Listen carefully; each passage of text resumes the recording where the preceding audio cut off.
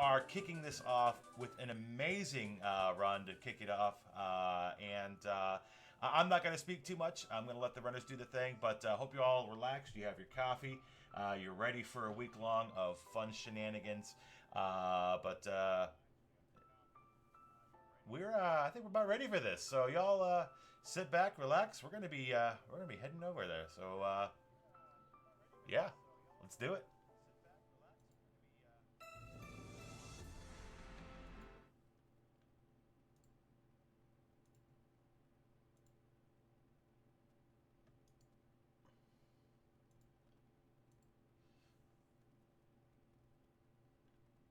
All right, let's do you guys.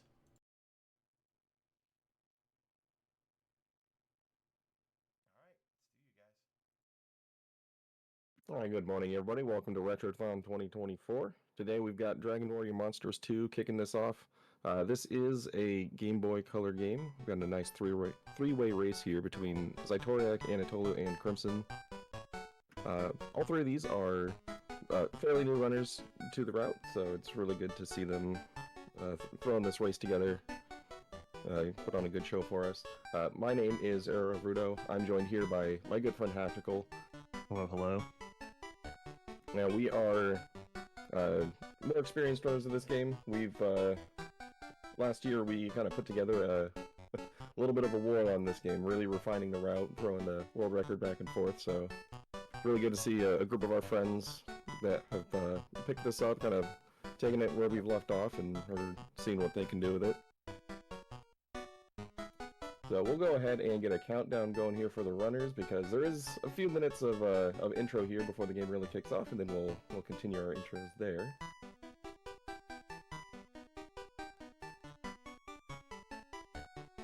Okay, we're starting in 10, 9, 8, 7, 6, 5, 4, 3, 2, 1, go.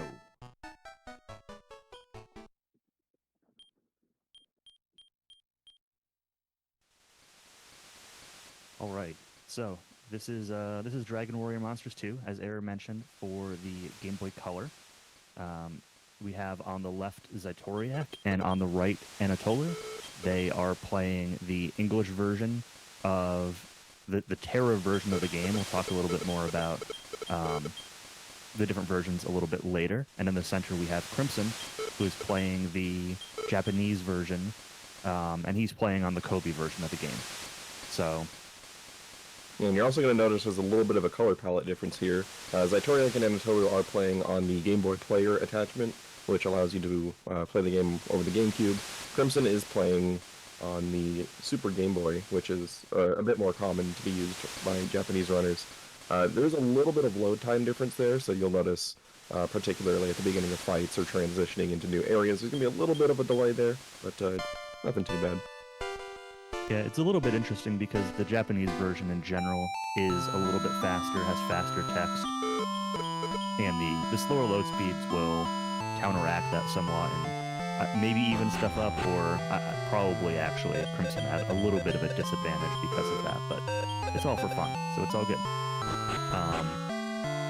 Yeah, so the general gist of this game is that you are a family that is moving to Great Log here to become, I don't know, farmers or something. And you get to the island, you start exploring, and Prince Kamea here and Warabu kind of introduce themselves to you, and you know, you can see that they're kind of a bunch of pranksters. They're pulling pranks on the people of the town, they'll pull some pranks on you, and shenanigans will ensue. It's just a prank, bro. So there's a few minutes of kind of intro here while you get introduced to all the different NPCs of the island. You know, you start off on your farm with mom and dad, you go down and visit the merchant, you come up here to the bank. Your mom tells you to go to the bank or go to get to the mail to get a nut pie that grandma sent or something like that. And so you go get the pie, and Kamea here and Warabu are blocking your way, and Warabu's kind of hungry for some pie. We're gonna fight over that a little bit. Yeah, and one interesting thing about this game is, so a lot of times when you're progressing dialogue in this game, you're mostly pressing like A and B, but there's also D-pad rotating in this game because any directional input is also registered for progressing text. So there are going to be a few times where you might see, like if somebody is spinning the D-pad a little bit too long, you're going to see him take random steps in different directions at the end of dialogue. There's a lot of practice in this game that just goes into when to start and stop spinning, so every once in a while you're going to see somebody take a step and you're like, well, why did that happen? That's because the D-pad is the most efficient way to actually get through these long text boxes here. Yeah, that's a good point. Also, sometimes choosing the wrong dialogue option, like a yes/no prompt. Yeah. And turbo is allowed, so the runners will also be using turbo, but turbo alone is actually not as fast as like even just mashing and doing D-pad rotations together. But of course, you can turbo and rotate the D-pad. So yeah, so you're fighting over this pie, and what ends up happening is there's this plug in the bottom of the tree that's, you know, holding the essence, the power of the island together, basically, of the tree together, and it starts going out, and the island is going to sink everywhere. So Warabo jumps into the hole and tells you, hey, we need help. We need to find something. Go find Monster Master. Go find anyone who can help. And basically, no one believes them. They think that the pranksters are just, you know, up to no good, and nothing bad's gonna happen. So they're gonna ask the heroes of the game instead to become monster masters of their own and find a replacement plug for Great Log. So this is like a monster recruitment kind of game. You can kind of think of it as a mix-up of Dragon Quest V, of Pokemon, of like Shin Megami Tensei, like any of those kind of games that you're familiar with, you'll see some similarities in this, but it is very much a Dragon Quest game. You'll be fighting with a party of monsters, and you have a mix of like tactics and direct control and things like that. So yeah, one of the things I really like about the Monsters series is the breeding system, which in the more recent releases has moved from breeding onto fusion, where you combine two monsters and you get some combination of the average of their stats, along with the ability to learn abilities that the parents have learned over the course of their lives. There's a few more considerations in there, but the gist of it is that when you breed two monsters together, you're going to get another monster that is a logical combination of the two. So, like for example, the most important one that we're going to be doing in this run is going to be breeding into a grizzly. Which, to do that, we're going to take a beast and breed it with a devil-type monster, and then when the egg hatches, you're going to get a grizzly. It's really cool because it's not like Pokemon where you're going to get just a smaller version of the same monster, and then you're mostly just using it to pass moves along. It's actually going to give you completely different types of monsters, which is a lot of fun, especially from a casual standpoint. yeah, and that's where I always compare it to SMT, because there's a mix of like monster family combinations as well as like specific monster combinations. So I'm interested here. I know in the last so this isn't it, like we're doing this as like an international race. We've been doing regular Dragon Warrior 4 international community races for quite a while now, and the most recent international race we did was of this game. And I know in that race, Crimson did an RNG manipulation to get a friend staff.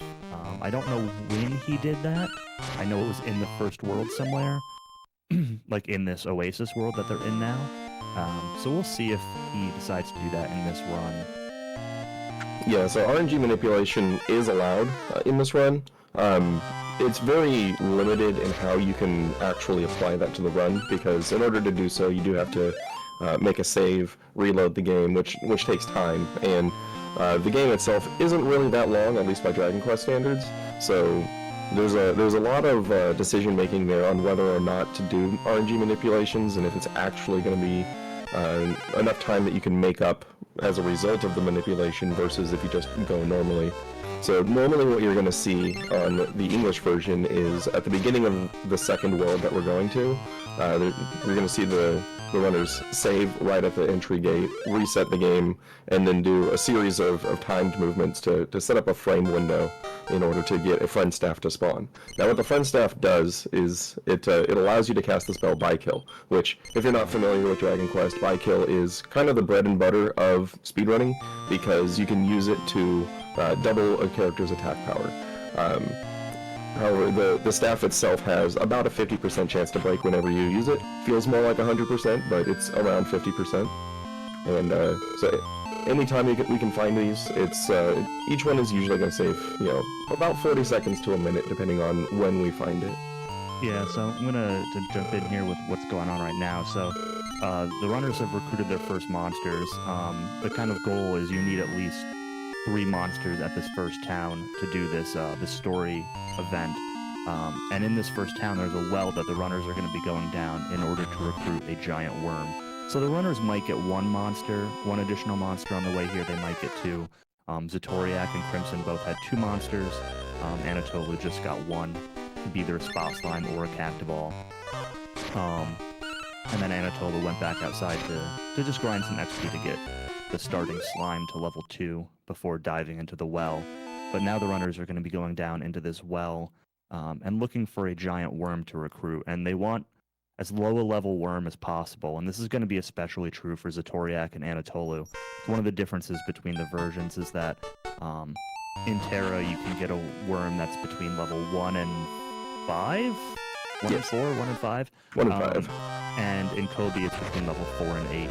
So the strategies are actually going to be slightly different. The way levels for monsters work when you recruit them here is that the monster will have the same stats no matter what level they join at, but the lower level they are, the more levels they will gain, so the more stat increases they will gain. So a lower level will end up being stronger. Yeah, and not only will they gain more levels, they'll gain the first ones faster, which is pretty important because there's usually only going to be like maybe 3 or 4 fights between recruiting the worm and the first boss fight, so being able to get those early levels makes that fight go faster, for sure. So Xytoriak got a level 3 worm.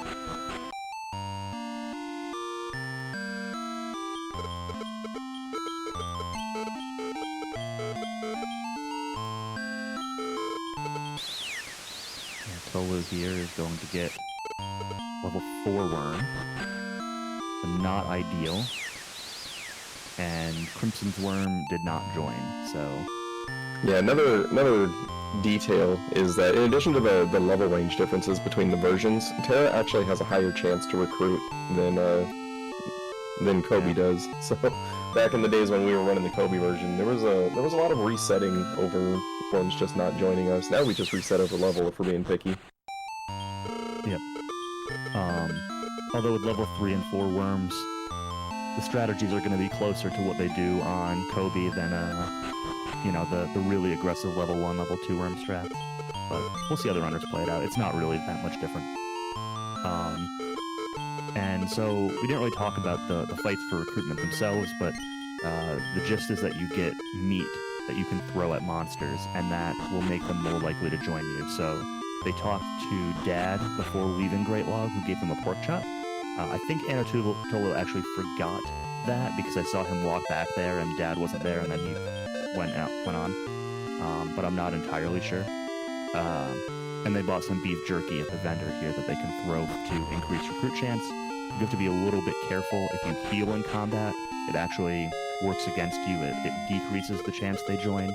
So you can actually use herbs on enemies to increase the chance, or on yourself to decrease the chance of monsters joining. It's not usually much of an issue, but sometimes if you're in a bad fight but you want to recruit a monster from it, it can be a factor. Yeah, there are a lot of times when you're in a tight spot, and so you're like, I'll throw the herb and hopefully it's not too big of a deal, and then the monster just doesn't join when you're expecting it to be like a 95% chance to recruit. It feels bad. Yeah.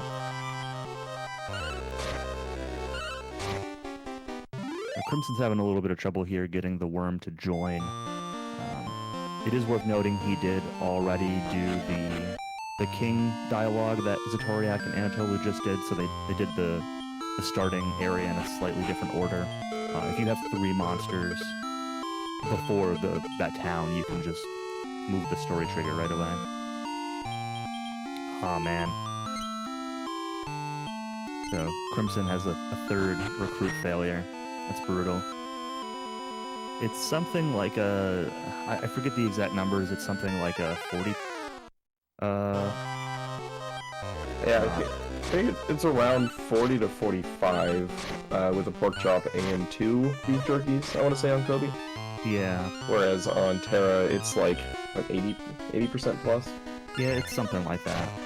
It's a pretty significant recruit difference. Basically, there are tiers of like monster friendliness, and the Terra version is bumped up a tier. And those are actually like pretty significant differences in percentage-wise. So on the left, Xytoriak is coming up to the first kind of boss fight of the run, which is Beavern. So he's going through this canal here. The gist is that the water in the well is running dry. The king asks you to look into it, and so you go to this canal, and you're going down to the canal to see what's going on, and there's a beaver that's damming up the canal. So Xytoriak's just kind of fighting his way through this first canal. Maybe get a level on the worm, maybe not. Sometimes these mad candles can join you and contribute some damage. And then he's going to be fighting Beavern. So the mad candle is joining. We'll see if he actually takes it. I assume he will with this low level worm. Looks like he's thinking about it. Okay, yeah, he did. So the mad candle can cast Blaze, which does quite a bit of damage on this fight. But So Crimson did get his worm. I didn't see what level it was. I didn't either. But Beavern's a pretty simple fight. He attacks, or he can build up power to make his next attack stronger. Doesn't have a ton of HP, so one thing that Xytoriak is doing here is commanding the worm. So I mentioned earlier that you get both kind of tactics, and you can manually command your monsters. So you can put monsters on charge, which is offensive, mixed, which is support abilities, or defensive, which will include heals and that sort of thing. And you can also manually command them to do certain actions. There are certain cases, like arena fights, which we'll see shortly, where you can't actually command monsters, but Anatoleu's got a ton of beef jerky. Yeah, he bought extras because he usually buys 4, I think, whereas our typical route buys 2 at the shop here. I think he does his pirate jerky shop early instead of getting more herbs. Yeah, but he looked like he had like 6 of them. Oh. Like, I'm wondering if he's messed up like beef jerky and herb or something. That's possible. Anatoleu's on the west coast, so it's early for him. I just learned when we were setting up for this run that the sun does in fact rise this early. It was weird. Yeah, so it's also a good time to point out, since we do have our first boss fight. So on Anatoleu's run there, you saw that Slash and Pin died pretty early in the fight. That's actually intentional. So the way that experience works in this game is that when the battle ends, the monsters that are still alive at the end of the fight divide the total experience of the fight between themselves. So in this situation, what we really want to do is get as much experience as possible on the worm in order to beef it up quickly and make sure that it gets to level 10, because that is the minimum level for breeding. So the general goal for at least the boss fights in Oasis is to have only the worm survive the fights, because they're effectively getting triple the experience at that point. Well, that is not true for Crimson. So Crimson has a level 7 worm on the Kobe version. You do not want to XP funnel on a level 7 worm, because he's going to be, at least not for this first fight, just because he's not going to gain enough levels to be strong. And that this is something that will vary based on your level, based on who happens to die or not die. Like Crimson wanted his middle monster there to die to funnel that XP between the 2 remaining ones, and he just didn't. He never got targeted. Yeah, with a level 1 or level 2 worm, it's super important, like Error said, funnel that XP. But if it's a higher level worm, then you need the rest of your party members to support you a little bit on these early fights. Yeah, the experience funneling is very much a development of the lower level range for the Terra version. If you get a level 1 or level 2 worm and funnel all of the boss experience to it, it's actually going to become more powerful than the average party that finishes Oasis if you were to have all 3 monsters alive. It's some pretty quick growth there. Yeah. So after unblocking the dam, the king's like, oh yeah, we'll give you our treasure, which is what we're looking for, right? We came here for the treasure to block back up the hole in Great Log. You go up to the treasury and you find out that it's empty, and some thieves had come by and stolen stuff, and you talk to one of them in the basement, you give him some meat, and he gives you an item called the Water Call. Yeah, nobody in this chat has ever forgotten to pick up the Water Call before. No, never. Not once. And so you use the Water Call here at the Oasis, after which this world is named, and that allows you to come up here and find this dark trainer here. Call him the Rival kind of throughout the game, because he'll pop up a few times, and he will fight you with his Curse Lamp.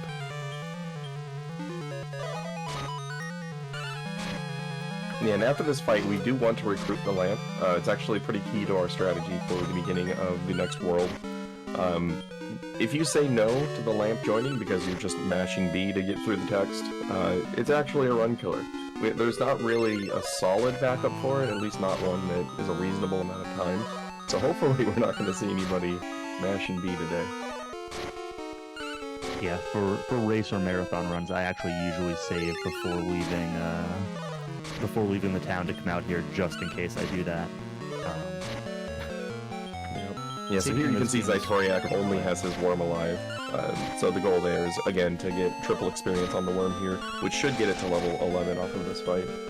Oh, maybe a high 10, depending on how many fights he got. Yeah. And he had... I forget, did he have a level 3 worm or a level 4 worm? So his worm isn't, like, super strong. Oh, there's a fence there. Very nice. Alright, so that's a big advantage. That's going to allow him to double the attack power of at least one monster during a key fight coming up. I think he likes to use that one on the Captain Dead fight, like toward the back end of Pirate. He does a little bit of a different route for the beginning of Pirate. You're going to see Xytoriak and Anatoleu are going to be taking a static encounter with a hood squid to recruit that, whereas Crimson prefers recruiting an Octokid from random ocean encounters. So Anatoleu and Xytoriak, you might see them use the friend staff against the hood squid, but Crimson, I'm pretty sure we're going to see him using that on the Captain Dead fight instead.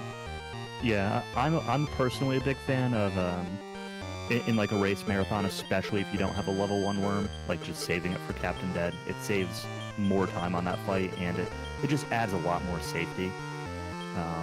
But either one is valid, and if you use it on Hood Squid, it's got a 50% chance, roughly, of breaking. So there's a 50% chance you get it on both, which is obviously a big benefit. So yeah, we'll see what the runners decide to do. Xytoriak completed his lamp, and he brings the treasure back to Great Log, and it's no good. Doesn't fit well enough in the hole to block it up. So Warbo's going to tell you that the next one is going to be in the Pirate world. But before we go to Pirate, Xytoriak's actually going to drop back into Oasis. So one kind of interesting thing about this game is that whenever you clear out a world, there are some... You get a new ability from whatever treasure you got. So this treasure will allow him to surf basically on water, and also there are often changes to the world that might open up new areas or spawn new monsters or something like that. So Xytoriak's going to come back in here to use this surf ability to pick up some extra items here in this canal, and also there's an additional monster that's available now that will be able to join him, which is another beaver, and it's Beano. And Beano's just going to be like, hey, you seem really strong, can I join you? So there's a couple worthwhile things for coming back into Oasis, so Xytoriak's just going to be cleaning those up. So in the meantime, Crimson's fighting the lamp. It looks like the worm died, but Slash survived, which I think for him is intentional. I think with Crimson's route, he keeps Slash around longer. Yeah, he uses Slash as his kind of babysitter monster, for lack of a better term. It's like after the breeding sequences, you're going to have 2 level 1 monsters that have just hatched, and they're not going to have high stats. So in anatoleu and Xytoriak runs, you're going to be seeing that they have their hood squid squiz alive for that. Whereas Crimson uses Slash, which is actually kind of interesting. It's really useful for the 3rd world because Slash is going to learn the Fireball spell, which is AoE damage. So it actually kind of is neat to have those in those fights, whereas Squiz is just going to be a single target physical attacker. Yep.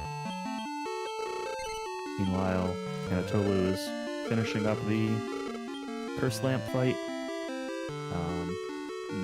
Maybe. Nope. He ran out of herbs. Oh no. Let's see if he saved or when he saved. He did have a couple beef jerky left, but those he was saving. Obviously, they're not going to help in combat. He's saving those for the next world.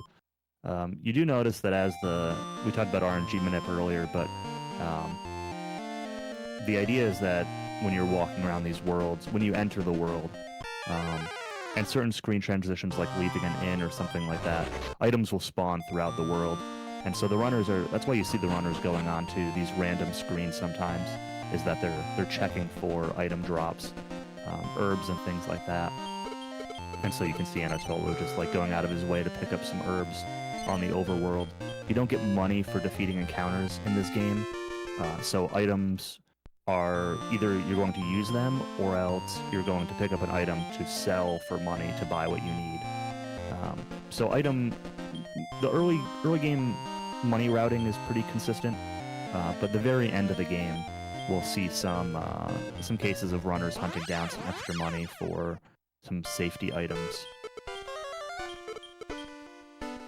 Yeah, and here you can see Crimson's picking up the Wind Staff in the well. That's going to sell for 1,200 gold and fund pretty much all of the shopping for the first 2 worlds here.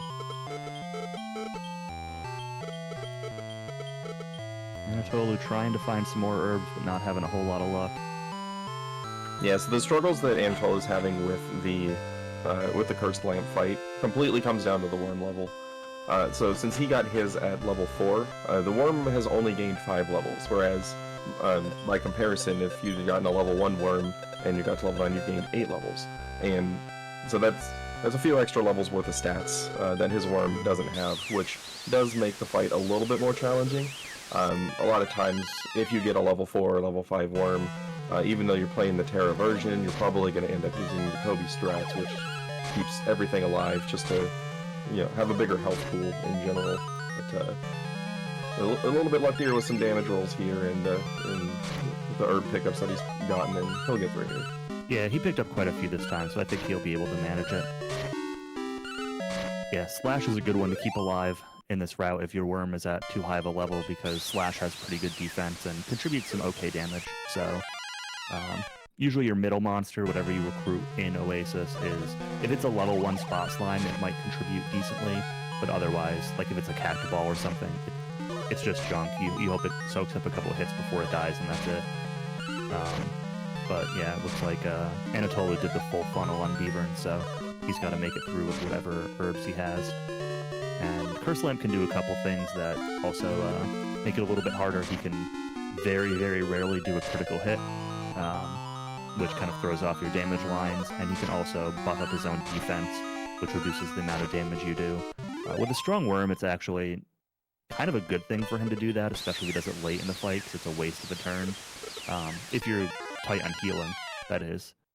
You don't really want to see him cast it twice early on in the fight, because then you're going to be doing less damage over the whole fight. He's got 220 HP, so you can see anatoleu's hitting for like 13 to 15 a hit. So there we go. No problem. Yeah. On the other 2 screens, the runners are doing this little monster arena. So when you leave the well after your second trip to Oasis, you're told that there's a kid tournament going on, and the prize for this is going to be the key to Pirate, which is the next world.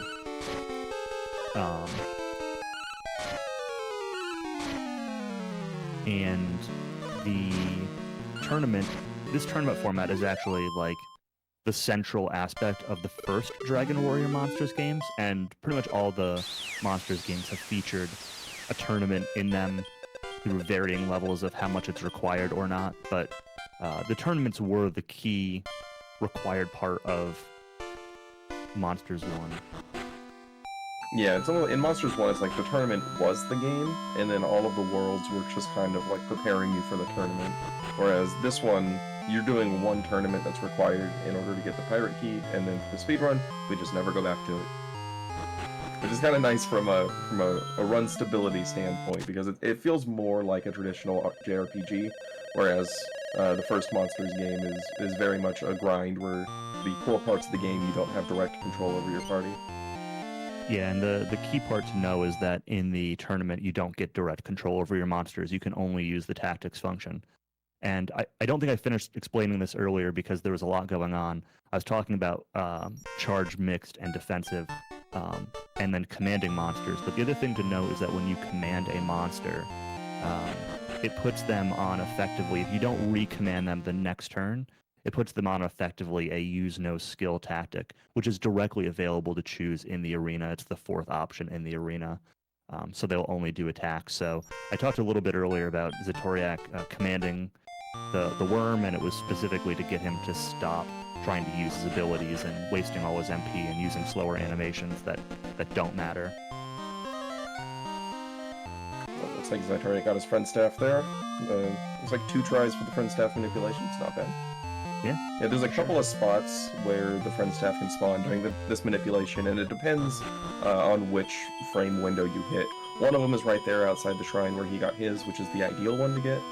The other one will spawn just a little bit off to the right of the cave that Xytoriak just entered. So he got the faster one, which is great, and he's moving on to his squiz fight. Yeah, so there's 2 requirements in this world. One is that you're going to need to have a water type monster, and the other is that you're going to need to have a monster that is able to dance. Looks like Xytoriak did use the friend staff and it did break, so we'll see how this fight goes out. But Hood Squid satisfies both of those conditions. He's water type and he can dance. The other good monster that's good for that is the Octo Kid, which Era mentioned earlier Crimson's probably going to recruit. Xytoriak's in a little bit of a sketchy spot, so the idea behind this fight is that you put the lamp onto mixed and hope that he spams defense increase spells on your team, so that way you don't die and don't need to do as much healing. But the lamp died right away, like turn 2, and did not really get out any uppers, so... Yeah, the ideal situation here is we want to see single attacks against Beano, because that's going to hit for basically the same amount of damage that an herb is going to recover. But as you see right there, the Hood Squid also has the by attack ability, which hits twice but for slightly less damage each time, but it's going to end up doing about 25 to 35% more damage. And his worm died there, so that's unfortunate. We're going to hope that Beano can close this one out.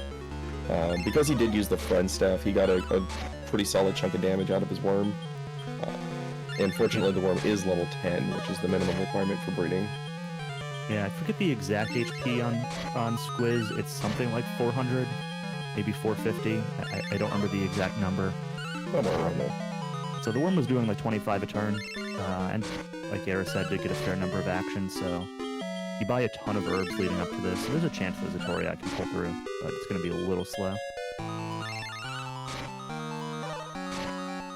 Meanwhile, Crimson, as you mentioned, is doing a slightly different route. He just recruited an army ant, so there's 2 things that you need to do while you're going through this world. He found another staff, but it was just a warp staff. The 2 other things that you need to do during this world are recruit an army ant and a gopher, which now Crimson is also finding.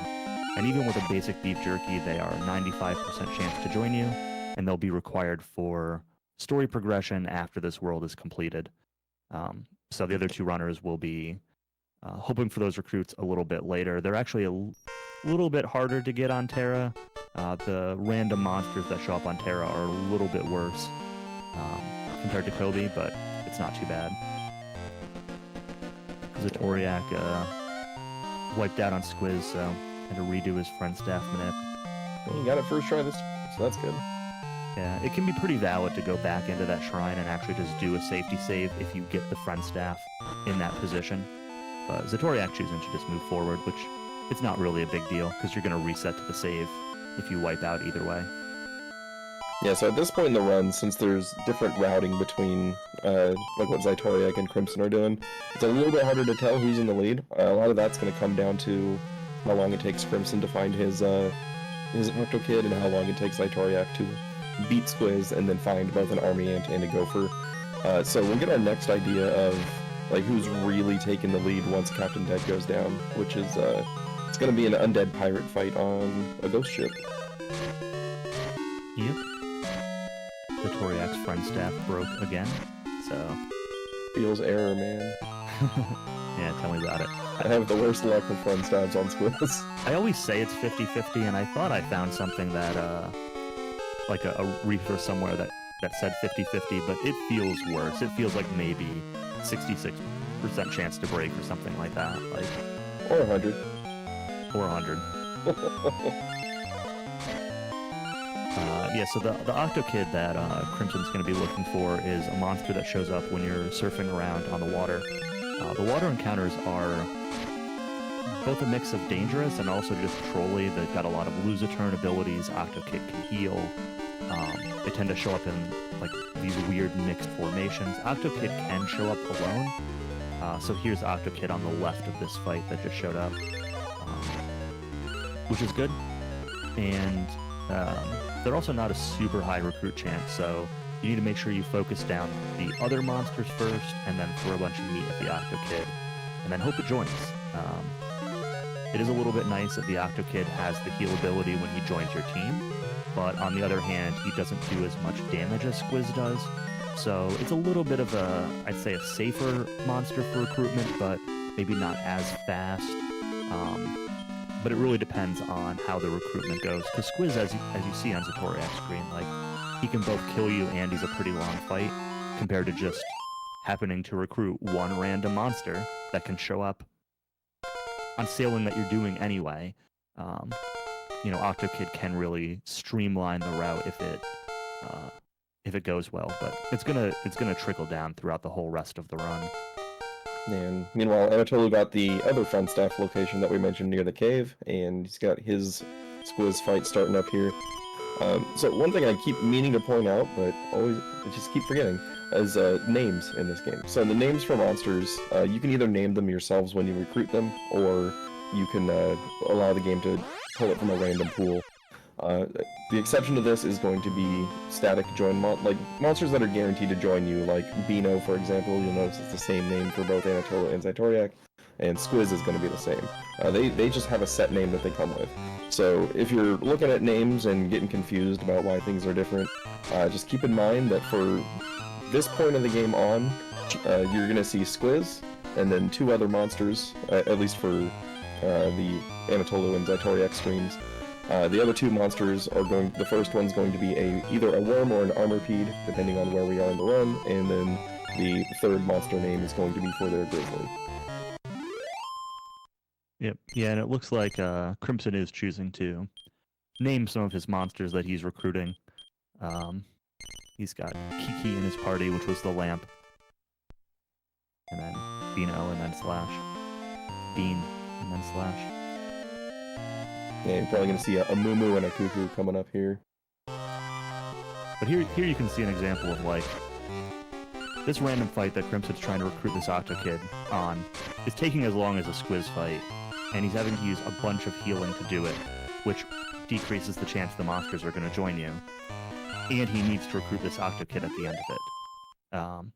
You know, compared to the Squiz fight, where once you beat Squiz, he will just join you. You can just talk to him, and he's like, "Oh yeah, you're strong. I'll follow you." So it's kind of guaranteed. Yeah, Squiz is definitely a very dangerous fight, like to the point that we plan our shopping specifically for Squiz.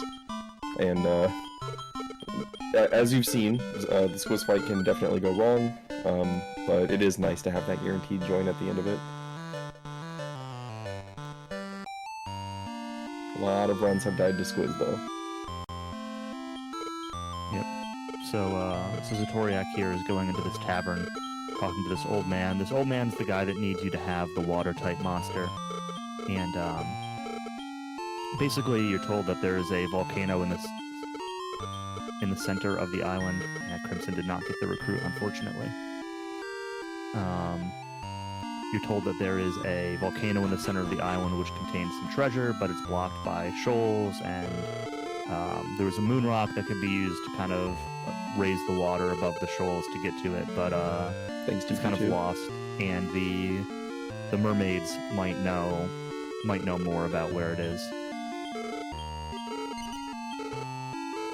And so Xytoriak's going to be doing some shopping here. He's going to grab, looks like 2 ribs. You can opt for one of them's for an optional quest later that gives you some money, but typically you buy 2. He's buying 5 exit bells. You need one of them now. The other 4 you can buy later if you want, or you can buy them now. It's a little faster to buy them now, but it uses more money.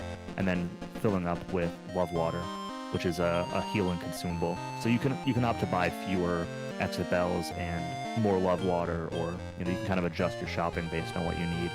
Xytoriak's kind of doing the faster shop option here.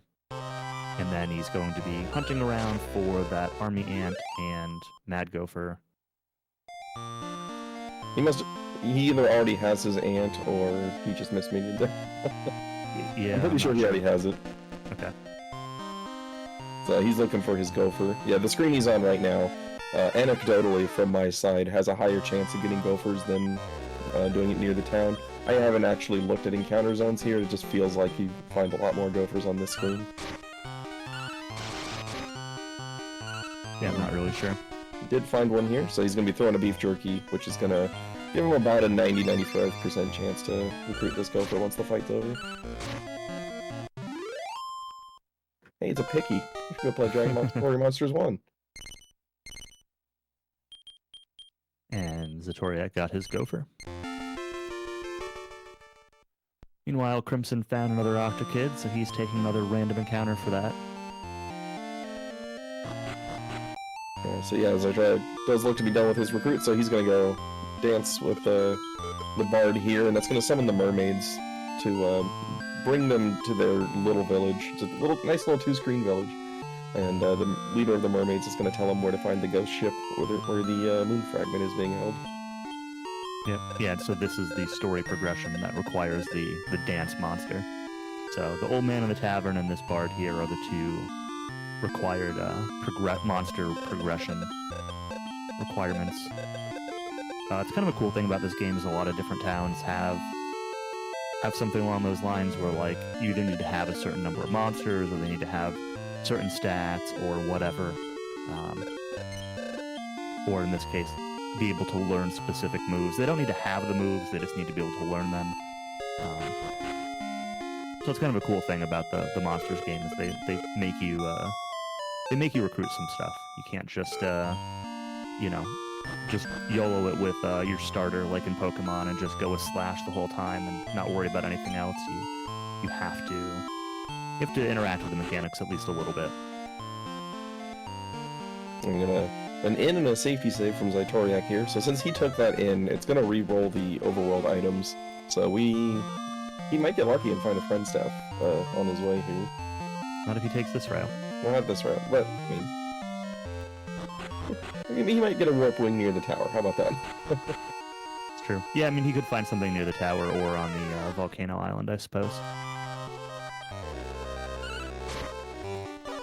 Yeah, one nice thing about the way that the overworld items spawn, particularly with the RNG manipulation we do for the friend staff, is depending on which window you get, there's an herb and 140 gold pickup. You're going to see the gold here for Anatoleu, and they're always in those spots because of the friend staff manipulation. So it's a little bit of good stability when you do these manipulations, where you just know where you're going to find items and what they're going to be. Yep. So Xytoriak here in the lead onto the ghost ship. You don't want to fight any random encounters here, but there is this bone slave that's blocking your way, who's choosing to attack, which is very nice. The bone slave will frequently cast Bang and do AoE damage to your entire team, which Just kind of means you need to do some more healing, but he did not do that.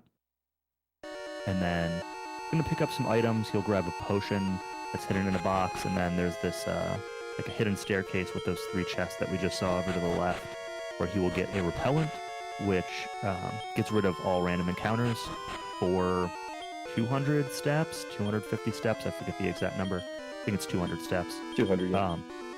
And then he will get an Orca Cape, which will just be used to sell, and then he will get a Leaf of the World Tree, which is a revival item. Yep. Meanwhile, Crimson did get his Octo Kid, which he likes to name Taco.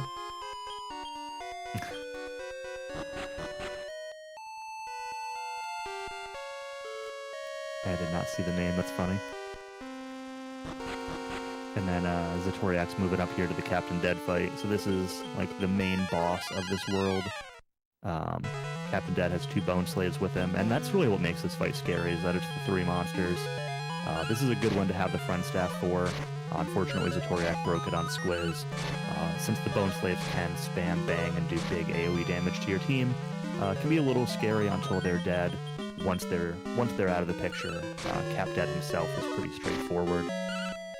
Cap Dead does have both a Aqua Cut, which does more damage to water type enemies like Squiz, and he also does have a priority move, which can occasionally come out before your item. So if you go to heal, he can outspeed your healing. Typically using items in combat in this game is the first action that happens in the fight, so you can preempt anything with like a healing item or whatever. But Cap Dead can sometimes throw a wrench into that plan. It always happens right after you forget it's an option. Yeah. But both Bone Slaves are out of the picture, so it should be pretty straightforward from here. For Xytoriak. Yeah. The big question mark for Captain Dead and how that fight's going to go is how long it takes for the Bone Slaves to die. So, because like on turn 1, you can tell everybody to attack Bone Slave A, which will almost kill it. But then after that, they're going to be doing their own targeting because you're going to be recovering basically every single turn. So if you've got a long setup to that fight where lots of bangs are being cast by the Bone Slaves, and your monsters are kind of spreading their damage around or focusing a little too much on Captain Dead, then it can become a really dangerous fight. But as long as you get those Bone Slaves down before running out of healing, it's a pretty stable fight overall. Yeah, and this is another one that will vary based on do you have the front staff or not. Also, what shopping route did you do? So I like to do for like a race marathon kind of run. I ran this game at RPG Limit Break 2023. And I adjusted some of the shopping and some of the save points for it. And one thing I did for this fight was I only bought 1 exit bell, and I used the extra money on more love water in case the fight went poorly. Right? You have more healing items available here and for random encounters. And so there are little strategic differences that you can do to kind of adjust for what your safety threshold is. But it's usually not needed. Usually just the default item shopping it's fine like 90-95% of the time, and yeah, Xytoriak had no problem getting through there. Yeah, and to that point, the not only just using the extra money on some more healing items, but you also have limited inventory space. Mm-hmm. So you'll see that there's a limit of 24 items in your bag, so if you're using up an extra 4 of those for exit bells, that's 4 fewer healing items you could have for safety. Yeah, so a lot of Xytoriak decision making is going to come down to how many slots are available. Yeah, Xytoriak's shop actually did that. He bought 5 love water, even though he had 400 gold, because that was all he could fit in his inventory. Yep. So Anatoleu's now in the Cap Dead fight, and you can see with the front staff he's hitting for a lot more damage, and he's taking out these Bone Slaves pretty quickly, so this will be a much faster fight than what Xytoriak had. Yeah, so you can see now that everything's kind of recombined. This is actually a really close race. Pirate, as they say, is the great equalizer. Dude, nobody says that. I did. I didn't see exactly what happened with Anatoleu. I'm assuming he lost his worm to Squiz, because it looks like he has a level 8 monster in the front now. So one thing that's pretty common is if you have a really low level worm, like we were talking about earlier, that's gained a bunch of levels, you want to keep that worm alive because it contributes really good damage. But if you have a higher level worm that's not as strong, as long as it's hit level 10, which as Error mentioned is the requirement to do the monster breeding, if your worm dies, you can just replace it with the mad gopher that you need to recruit anyway, and it's pretty equivalent to like a mid-level worm, and you need to have 3 monsters alive when you're doing the dance to get into the mermaid area. So rather than taking the time and money to revive the worm, you can just replace it with the gopher, which I'm pretty sure is what Anatoleu did and had in the front there. So yeah, and Crimson's having a little bit of a problem here. He ran into a Hork as his first encounter on the ship, and it poisoned his entire party. And he did have an antidote that he picked up in Oasis, but we don't have a convenient way to remove poison at this point in the run. So he's taking damage on every step here, which is going to complicate things a little bit on the ship. I expect he's going to go into the town right after this boss fight to buy a couple of antidotes, though. Because we do have a monster recruit coming up, which Xytoriak is hoping to get now. Alright, so perfect timing for that. This is a solo Dark Eye, which is the best encounter Xytoriak could have gotten right here. At this point in the run, we want to recruit a female Dark Eye specifically, because it's going to breed with Bino, who is always a male. And the gender of the Dark Eye is determined by the formation that it shows up in. And so this one, the solo Dark Eye, it's always going to be female. It's the fastest fight that you can get in here. So assuming he doesn't land the 5% no recruit, he's got it right there. Perfect. yeah, So and that goes, Xytoriak is very clearly in the lead right now. yeah, for sure. This can be a big RNG wall. You can get it first fight, or it can take you, 5+ minutes. Xytoriak forgetting to use the repellent. We'll see if he remembers here, or if you pick up a repellent at the first floor of this cave, or you kind of go off to the side and you go down a floor to grab it. Oh, here we go. He's using it now. And again, that blocks all encounters. So it's usually good to use like right after you beat the Dark Eye. You can take a couple steps first. The first 2 steps after an encounter do not. We don't really talk about random encounters at all. So the way random encounters work is whenever you leave a fight, any fight. So it can be a scripted boss fight. It can be a random encounter. The game will generate a random number. I don't know the exact range. It's something like 20 to 110 or 120. There's kind of a range in there that it can generate. And every step you take, that number counts down. And it counts down based on the type of tile that you're walking on. So this dungeon reduces it by 4 per step. For example, water will reduce the depletion by 1 per step. It kind of just varies. But when that reaches 0, you'll get an encounter. Caveat to that is if you pick up an item on the exact step that would generate an encounter, it actually skips the encounter. You have no way of knowing what that is, so you can't manipulate that, but every now and then you'll go a really long time and you'll wonder why. But the repellent just stops depletion for however many turns. There's one time that you can tell, and that's at the very beginning of Oasis. You're going to start with a value of 0, and so on the 3rd step, leaving the shrine at the very beginning of your first trip to Oasis, you're going to get an encounter. But there are a couple of item seeds where there will be an herb 3 steps away, and so you can actually cancel that encounter by going to pick up that herb. Yeah, but yeah. So my point there was that after that Dark Eye fight, you get 2 free steps. And then you should use the repellent to not suffer the 4 depletion per step in that dungeon. So. Alright, so Xytoriak is back in Great Log now. He's going to be going to the farm here. So he's going to swap out his worm and Bino to pick up the army ant and the gopher that he recruited in Pirate. This is to trigger a couple of story sequences here. He's going to give the gopher to his dad to help digging up, and his dad's going to give him a tiny metal, which we are going to throw away because we don't use tiny metals in this route. And then he's going to go to a merchant who needs help lifting some boxes, and he's going to let him have his army ant, which is going to give him the ice key. So those 2 story events are interchangeable. Whichever one you do first is going to give you the tiny metal, the second one's going to give you the ice key, and that's going to allow us to access the next world. once he's got that key, he's then going to be doing our first round of breeding here. And there are two ways that breeding works in this game. One, you can breed your monsters with each other, which in this case he's going to be breeding Beano with his Dark Eye in order to create his Grizzly. But there are also some monster masters in town that you can breed with, and for those breedings, gender does not matter. Whatever the other monster master is adding into the equation is just going to be the opposing gender of the monster that you use from your inventory. So for that one, he's going to be breeding his giant worm with the monster master's Armorpede, which is going to give him A, a better worm, but B, it's going to gain the ability to learn the Twin Hit spell, which in other Dragon Quest it's going to be by kill, or in modern Dragon Quest it's oomph. It's the same effect as the Friend Staff. We're going to be using that to double the attack power of our monsters for boss fights from here on out. Yep, and so the monster breeding, you know, Aaron mentioned that you'll be breeding this worm into a better worm, and there's kind of two aspects to that.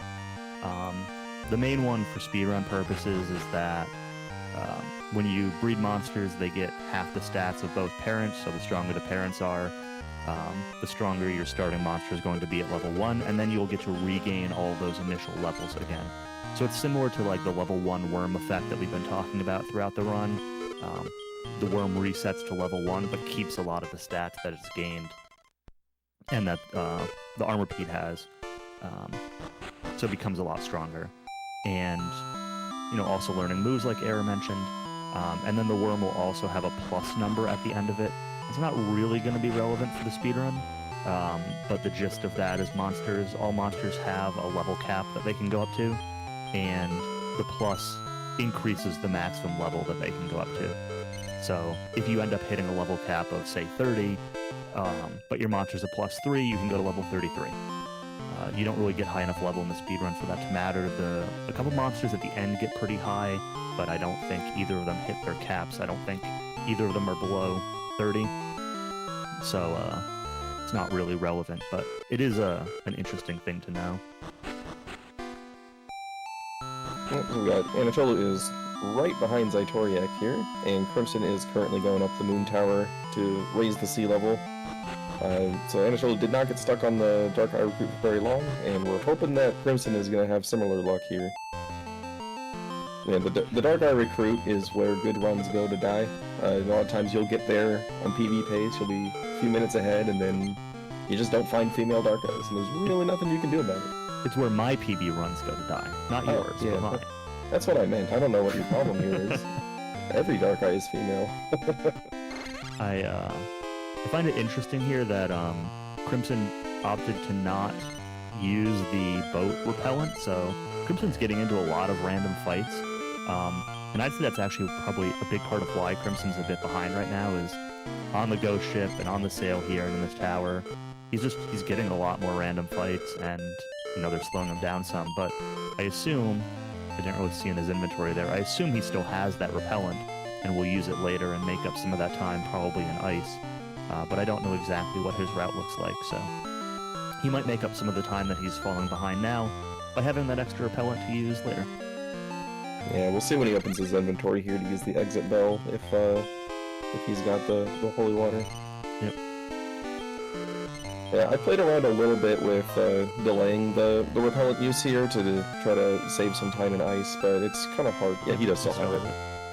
Okay, so it looks like he's probably going to be using that to eliminate overworld encounters in ice instead. It's potentially a wash, depending on where you use it there, but there are generally lower encounter rates in ice, so it's but the encounters are going to be a little bit more dangerous there. Right. Yeah, he's got the advantage of... He's got the slight advantage of having Octokid, which is going to allow him to, you know, heal with MP rather than relying on items, so if he fails to run a couple times and takes some damage, it's not as punishing with his route. The encounters in that tower that he walked through can be pretty scary, and if you're on the route that the Western runners are using, I want to say the normal route, but the normal route for Error and I, you can end up just like burning through a bunch of healing items or something by not using that repellent early, and everything becomes kind of messy. Yeah, so Xytoriak found some gold on a screen to the right here, which there are a few different item seeds that have gold on that screen, and one of them actually has a friend staff south of the lake here, so you might be lucking into another friend staff. We will see.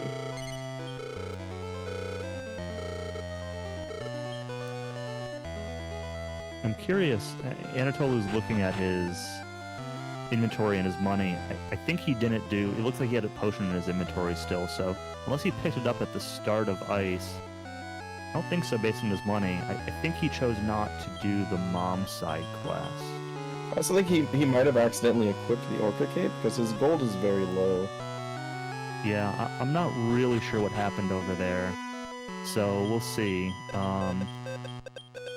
So the rib that I mentioned earlier that Xytoriak bought 2 ribs, and that one was going to be used for a side quest.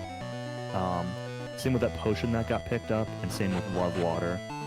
Basically, Mom in town, when you're doing the farm swaps to get your gopher and your army ant, you can go into your house and talk to Mom, and she'll give you some errands to run and be like, oh, here's 200 gold, get a Love Water. And a Love Water does not cost 200 gold, but you keep the change.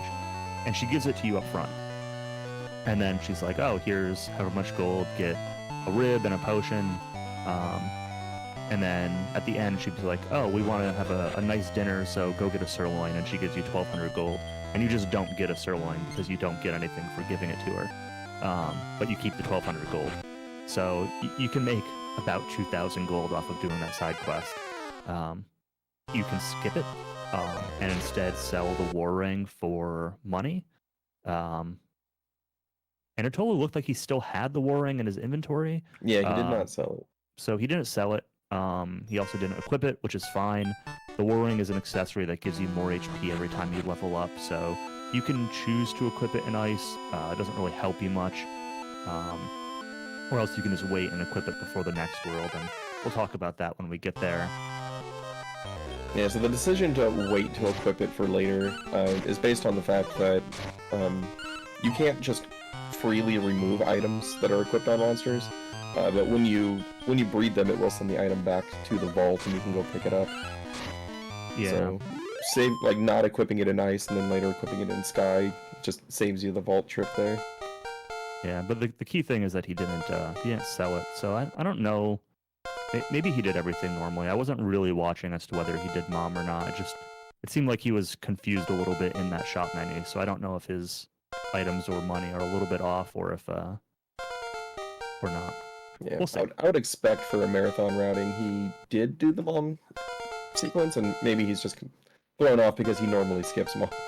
Yeah, I'm only confused because of the potion that was still in his inventory, but he very well might have just picked one up at the start of Ice, because they are somewhat common.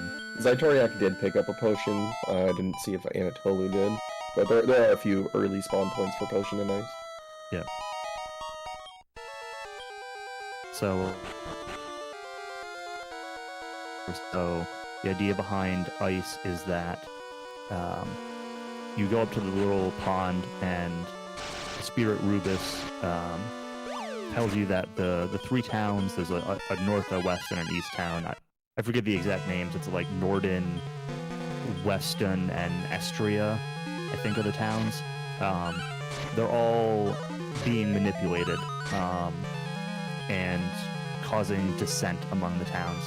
And so she gives you her crest to prove that you are her envoy, and tells you to go bring peace to the world of Ice. So you start off with the first town of Norden, which is the only one you can get to, and they're fighting with Weston over this mine, over riches in this mine. So you come down to this mine and you check it out, and you find this bomb crag here that Xytoriak is fighting now. So this is the first boss fight in Ice. Ice actually has quite a few required fights. I'll call them boss fights, but you could just call them scripted fights, however you want to refer to it. Bomb Crag tends to be pretty easy. He can throw rocks, he can build up power. The bear is immune to the rock throw, but the worm will take some pretty good damage from it. it's not usually too much of an issue. The main difficulty with the start of ice is that when you come into ice, you have Squiz, who you had with you from Pirate, but then since you just did monster breeding, your other 2 monsters are level 1. They don't really contribute anything at level 1 to these fights. So the first fight in ice, which both Anatoleu and Xytoriak had 3 monsters, which is a big fight. You kind of hope for a small one. Just can take a while and can be a little bit risky, and you can use a lot of healing items, staying alive for it. But it looks like neither of them had any trouble with that first ice encounter. And then you get a bunch of levels, and then you're strong enough that the Bomb Crag here isn't really that big of a deal. The Grizzly Bear, and the Beast family in general, but the Grizzly Bear in particular, just gains a ton of attack power at really low levels, so becomes very strong very quickly. And that's the reason it's used so much for the run. Yep. So as Xytoriak's getting through the Bomb Crag there, I think he only had 1 encounter before the Bomb Crag, which can be problematic sometimes because of the rate at which the bear gains its attack power early. It's nice to just get a few levels there, but by missing roughly 3 levels compared to what Anatoleu's got here, he's actually missing like around 50 attack power compared to what Anatoleu's got. So Anatoleu's fight went significantly faster, and Xytoriak will have ended up using a little bit of extra healing there, so he's probably going to consider stopping by the shop in town and picking up a few love waters before the Ag Devil fight. Yeah, it's a pretty common to need to do that, especially if you get that triple monster level 1 fight anyway. Yeah, it looks like he's out of healing, so I'm sure he'll be stopping by the shop. Meanwhile, Crimson is doing his breeding now before heading into ice, so Crimson a little bit behind. Some of it's the Octo Kid luck and the different repellent routing. Some of it is really these Super Game Boy transitions just really do take a lot of time. Yeah, so Crimson's breeding is going to be a little bit different here. He's breeding his Octo Kid with the Armorpede instead of his Worm. So he's going to be getting a monster called Aquarella, which you're not going to be seeing on the other 2 runs.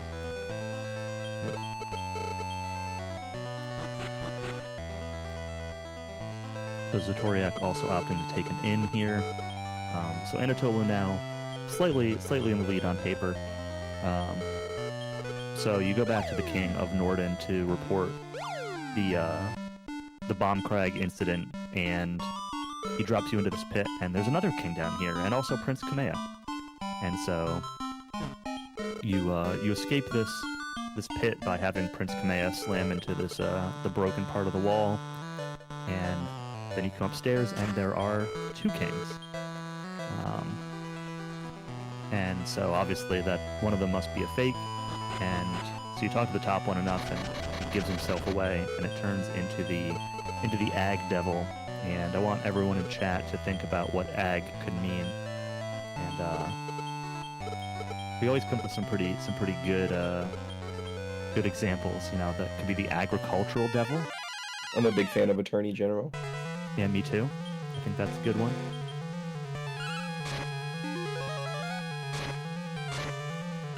Yeah, so this fight is pretty straightforward. The 3 abilities you're going to be seeing are an attack, the Firebane spell, which is some moderate fire damage to the entire party, and then also a Sleep Air, which, if that puts the bear to sleep, really slows down the fight, but it's really not that threatening of a fight. You're usually only going to use like 1 or 2 heals in it. It's just kind of like one of those procedural story triggers more than like an actual fight at this point. Yeah, the only time it's somewhat risky is if you're really low on healing from the Bomb Crag and you don't chop before the fight, you might come in here with only 1 or 2 healing items, and a bad pattern can punish you in that case, but neither of the runners having any trouble getting through it. Yeah, and shortly after this fight, our worms are going to be hitting level 17, which is when they learn the Twin Hits or By-Kill spell. And at that point, you're going to see some seriously big numbers coming out of the bear on the remainder of the boss fight. So if you like bigger numbers, it's about to get good.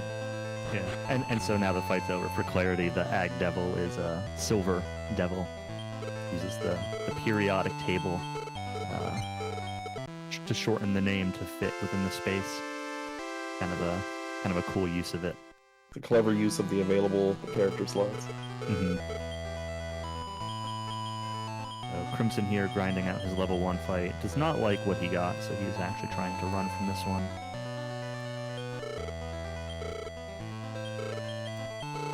I really like those Beast Knight sprites. Yeah. I always want to like use a Beast Knight whenever I play this casually, but I never do end up playing it casually. So both runners reviving Squiz. There's going to be a story trigger coming up soon that's going to require 3 monsters again. Anatoleu finds a staff, but it's just a warp staff.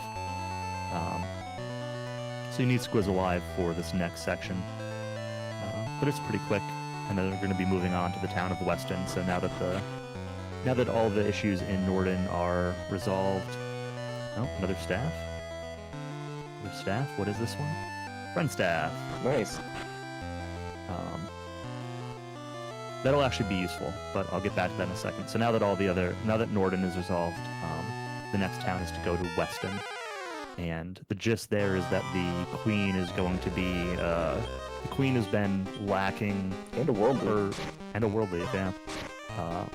Not her usual self, so... Yeah, Anatoleu still has the rib also. He must have skipped Mom. Like, I think he was planning on doing that and then just forgot to do it. Yeah, I think so too. Muscle memory. So the Queen of Weston here has not been her normal self, and nothing can cheer her up. She used to be so full of life and laughter, and now nothing can make her smile, and it turns out that her soul has been sort of removed from her. So that's going to be the next task to clean up. And look, it's Pierre. And regarding that friend staff that got picked up, so the friend staff was really useful early on, right? So if you get one in Oasis, like it could technically be useful there, although normally you don't risk it. But you could use it on the Curse Lamp if you wanted to. It's really useful for the Squiz fight and Cap Dead in Pirate. It's really useful for the level 1 fight here in Ice if you happen to still have a friend staff with you. And then your worm learns twin hits, and you might think, well, it doesn't really matter now because the worm has that effect. But we're going to be doing another round of breeding after Ice, and there will be another level 1 fight in Sky. And so it can be useful to speed up that level 1 fight in Sky. It's not nearly as much of a time save as the other uses for it, but it does have one more good use, and you can also just sell it for money. And on the Kobe version, which if Crimson happens to pick up another one, it can also be useful to... one of the late game fights can stop spell you and prevent you from casting the spell, and it can be useful as a backup for that. I doubt we'll see that end up happening, because usually if you get one, you kind of sell it, or you don't really plan on that, but it is a technically possible good use for it. Just had to bring up my nemesis, the Centaur, didn't you? I did. We'll be seeing it shortly. Yeah, so another thing to point out here, you may have noticed that they're not getting very many overworld encounters in this world. So the depletion system that Hector mentioned earlier in Pirate is a little bit broken in Ice. I don't know if it's intentional or if it was an oversight, but every single tile in Ice has a depletion value of 1. So, as opposed to the 4 that we were getting per step in the cave when we brought it up. So, yeah, you get a lot of long walks here. The dungeons, I think, still might give more. Yeah. Just the overall. Yeah. So normally, like, regular ground tiles would give you 1. I think, like, trees and desert, I think, give you 2. And I think mountains give you 4 normally. It's something along those lines. But, yeah, everything here, as Era mentioned, just gives you 1. Yeah, looks like Crimson had some bad luck with his first encounter. He's going back to Great Log and then back to Ice. It's going to give him a free revive here. The first encounter he had was actually the exact encounter you never want to see as your first Ice encounter. It was a Sacker and 2 Yetis. And as much as we love Yetis around here, they do have a shout which causes you to skip turns, which will prevent your little babies from defending and then the Sacker just has a ton of HP in defense. So it's an extremely long fight, and he got lucky to run away from it on the first try. Run chances in this game are not good, which is why you don't see us running from very many encounters. But yeah, then he got a different encounter inside the mine, which unfortunately overwhelmed his monsters a bit. Yeah, getting your first encounter in the mine is a little bit... It's twofold. There's a lot of single monsters that show up in the mine that are really fast, but then there are also a lot of scary triple formations that show up in the mine that you can't fight. This fight here is not too bad, though, the apple and the gizmo. Yeah, this is one of the better ones to get. Gizmos don't have a ton of HP. So on the left, Xytoriak is getting to the puppeter fight, so you bring the queen's soul, Yuna's soul, back to her, and the puppeter here tries to stop you. He's the one manipulating the town of Weston.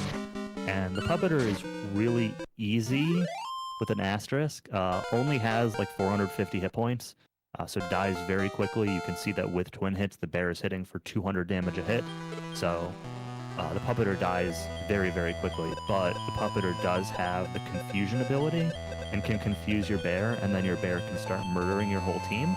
And we have no way of dealing with confusion. You just hope he gets hit and it breaks it at some point, if that happens. So it's not super likely, but it does happen sometimes. Yeah, it's one of those fights that's completely free until it isn't. Mm-hmm.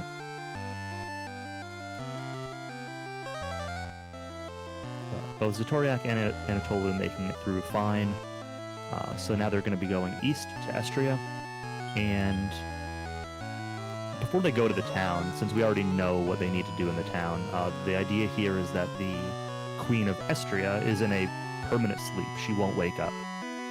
So there's this mountain that contains a sleep herb which can wake somebody up.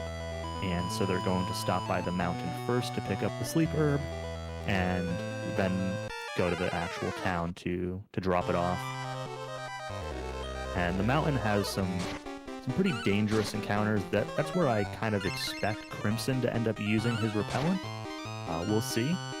But it has got some monsters that can use twin hits on each other, and there's a lot of fights that will ambush you there. So you can get like ambushed, and then they bump up their defense or their attack power, and then you fail to run, and they'll just like kill someone in one turn because they're doing so much damage. So there are some bad encounters that are possible in the mountain. It's Error's favorite place. Sure is.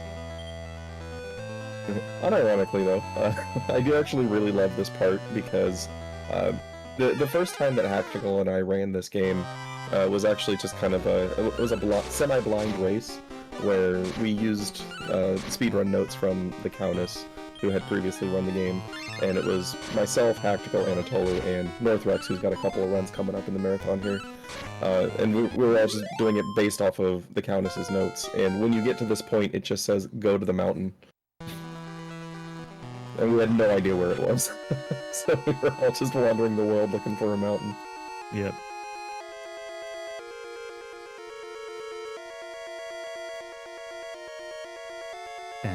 And yeah, as Era mentioned, that the run chance in this game is pretty bad, so typically you just kind of fight whatever random encounters you get into, since the bear can just sort of squash them. Like Anatoleu's the first one through the mountain to get the sleep herb. Usually only get 1 or 2 fights in there. It's usually not that bad. Yeah, it's also a good point to bring up that similar to how the gender of monster recruits is determined by formation, certain encounter formations also have a tendency toward a preemptive attack that benefits you, or an ambush which forces you to skip your first turn. One of the encounters in here, which is 2 stub birds and a wing tree, has a very high chance to be an ambush, so we really don't want to see that. That's usually the encounter where people are going to lose monsters on this part. Yeah, 3 stub birds can also be a pretty scary one. Yeah. Since they're the ones that cast the twin hits. Yeah, so Crimson now finally onto the Bombcrag fight. This is also another spot where, there's a difference because he's using Slash as opposed to the other 2 using Squiz. Eric kind of mentioned this earlier, but Slash gets some AoE spells, but Doesn't do maybe quite as much damage as Squiz does on a single target, so kind of changes how level 1 works out a little bit. Yeah, looks like he still had his friend staff though, because his bear was hitting for 120.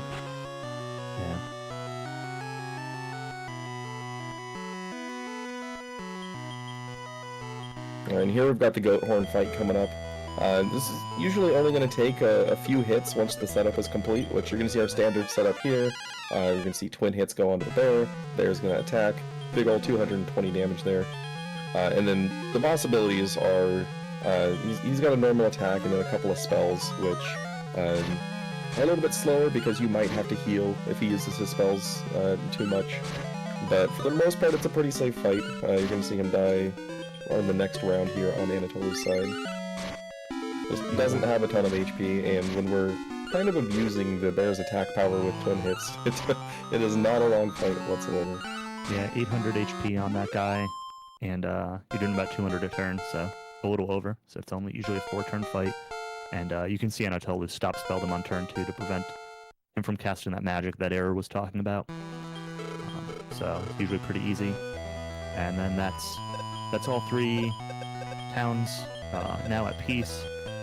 And so the runners are gonna do some shopping here. You're gonna grab 3 sky bells. That's a confusion cure item.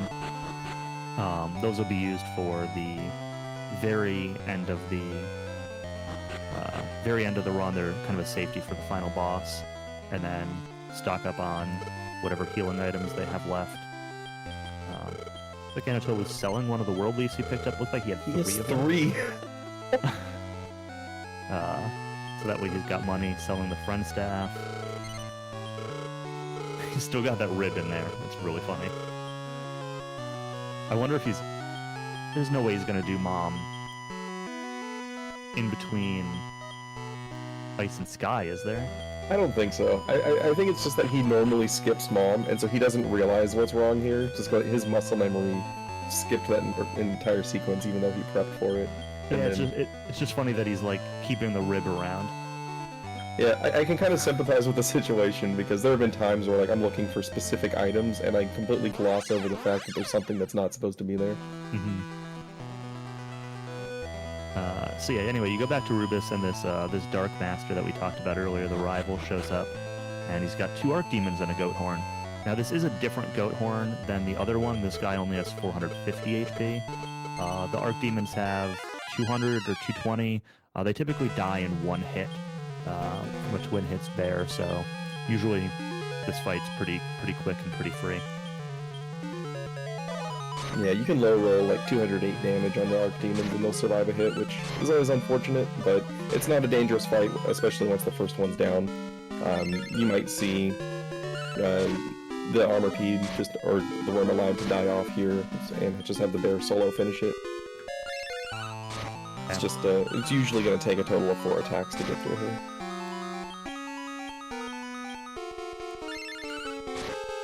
Yeah, the worm doesn't really matter, so yeah, just worm going down on Anatoleu's side, but not a big deal. And it's a little unfortunate if you don't need to heal, like depending on how turn 1 plays out, you can just kind of focus down the Archdemons quickly. But if you have to heal, then you're similar to what we were talking about earlier with the Captain Dead fight. The bear just kind of attacks whoever he wants, and a lot of times he'll attack Goat Horn and leave multiple enemies alive on screen, rather than one-shotting the thing he can kill. This encounter really likes Crimson today. Yeah, it does. Alright, so we got a really tight race going between Anatoleu and Xytoriak right now. They're just a few seconds apart finishing that fight. Mm-hmm. Yeah, so this is the end of Ice. You get the Sky Shield, which again we're going to use to try to plug the hole back in Great Log, and it's not going to quite fit. This allows you to fly. I didn't talk about the power that you get after... Crimson got a fun stuff there. We didn't talk about the power that you get after Pirate. It's pretty lame. The power that you get after Pirate is power to break blocks, and the only place that they've used it so far, they will use it in Sky, but the only place they've used it so far is there's a back entrance out of the Starry Shrine where you do your breeding that you can break open. It's actually a little funny when you beat the pirate arena as a kid, the kid arena before pirate. They tell you that the Starry Shrine is now available for monster breeding, but you can't actually use it because there's a line out front. But then after pirate, you get the ability to break blocks, so you could open the back entrance if you wanted to, and then the line's gone. So that's when the breeding mechanic actually becomes available. So Anatoleu did just do the mom quest. Okay. But he's got all his gold now. So yeah, back in Great Log, few housekeeping items here. You need to go up and talk to the king to get the key to Sky. It seems that Prince Kamei has been missing, so you get the key in order to help go to Sky to find him. And then there's some more monster breeding that happens here. So there's this merchant guy in the tavern that has a spiky boy. So you breed him with your worm to get the armorpede, as Era mentioned earlier.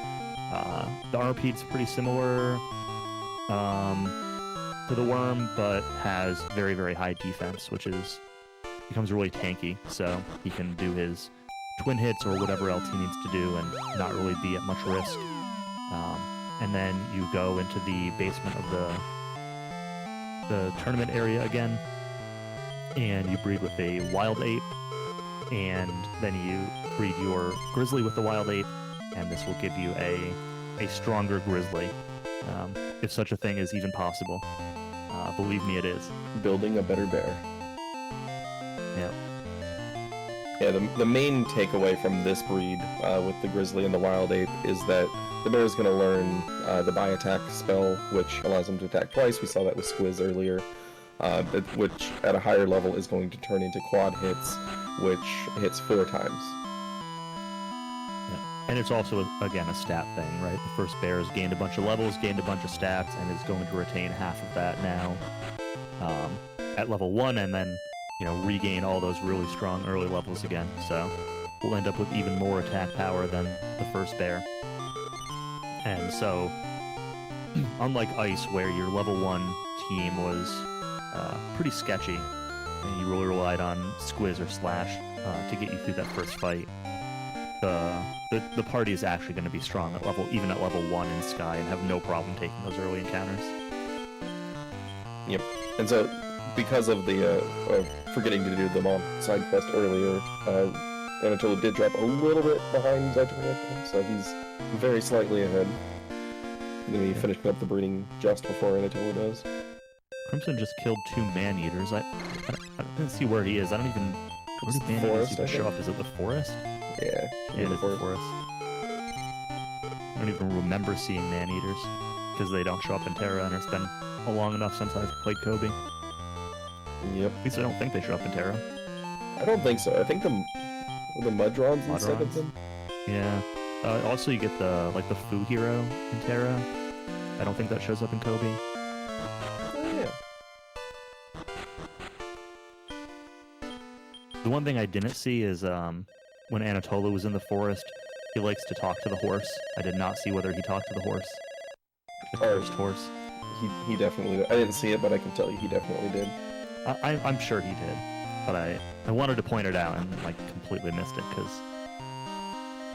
a lot going on. You can always count on Anatoleu to talk to every animal that you don't need to talk to in a game. As Xytoriak now entered Sky, he's going to be looking for his first fight, hoping for a single monster. He got 3, which isn't too uncommon. Again, it's not really a big deal because your team is pretty strong at level 1. If you were Era of Rudo, you would only see a solo Fang Slime as your first encounter every time. But what, there are other encounters here? He's the only one who gets that. Well, if Anatoleu gets it here, he's gonna pull ahead. Yeah, and similar to the first encounter of Ice, you get a bunch of XP, you get a bunch of levels, and the bear becomes unstoppable.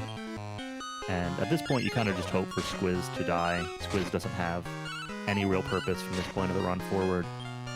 You do need in this first town, you do need 3 monsters that have a 0 wild stat. So when you recruit a monster that joins you in the world, They come with a wild stat, which gives them a chance of disobeying orders and stuff like that. But any monster that voluntarily joins you, so Squiz, Beano, Slash, they have 0 wild, and any monster that you breed just starts off with 0 wild. So this team will have no problem entering in that tower. Anatoleu is sitting on the screen for a second here. I don't know what happened there, but not a big deal. Just curious if something was wrong. Crimson just picked up a staff. I did not see exactly what it was. It might have been a miss staff, but I'm not entirely sure. Was it 2 tile or 2 screens south of the mountain or 1? No, it was on the mountain screen, I think. Oh, I think that's the missed staff. I think that's what it said, but it was up so briefly, and I don't really know the text box layout on Japanese to look at the right place to see what the item was. But I think it was a misstaff. If it was, he'll just sell it for money. Or use it on Gonor. Yeah, or that.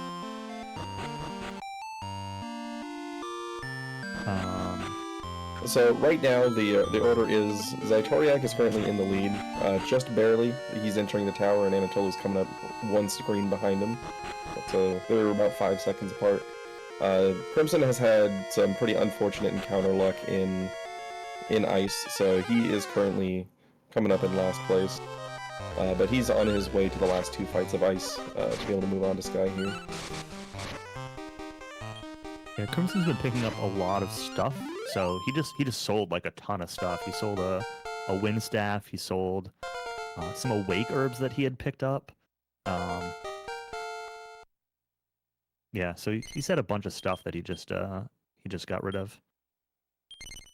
I don't usually pick up herbs in ice for that reason. Like, you get a lot of awake herbs that are just useless, or regular herbs, but every now and then, like, Anatoleu got multiple world leaf drops that are actually really useful as your only revival item. So they can be worth picking up, but yeah, in the meantime, Xytoriak and Anatoleu both climbing the tower. I'm disappointed I haven't seen any turtles yet. Maybe Anatoleu will get some for me. So there's a turtle enemy that can show up in this tower, which is just a little trolly. It can defend and not die in 1 hit to the bear. Yeah, they always show up to slow down my good runs. Whenever Error's on pace to beat my run, I send my turtle army after him, and then he beats me anyway. And then, since they're slow, they actually don't show up until after gets there, and then he gets all the turtle encounters.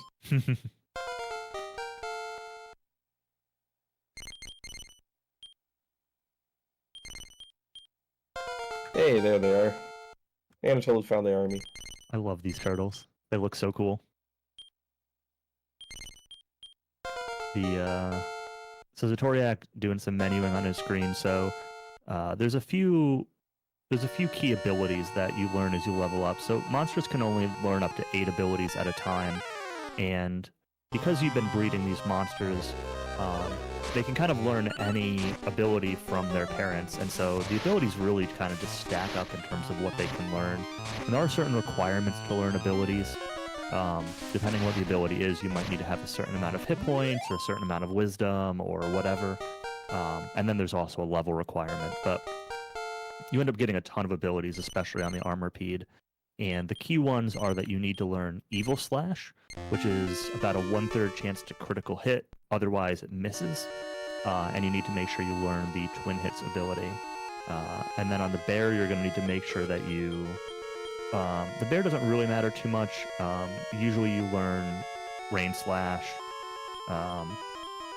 but it's kind of optional as to whether you use it or not. The bear just needs to make sure he's got By Attack, which turns into quad hits later. So you need to ditch a bunch of abilities, and you can kind of... Every runner has things a little bit differently. You can just not learn the abilities that it's trying to get you to learn, or you can overwrite abilities that you might not want your monsters learning if left, or using if left to the tactics. Arrow likes to kind of do a setup where he forgets all of Armor Pete's support abilities except Twin Hits, so that way you can use the mixed tactic.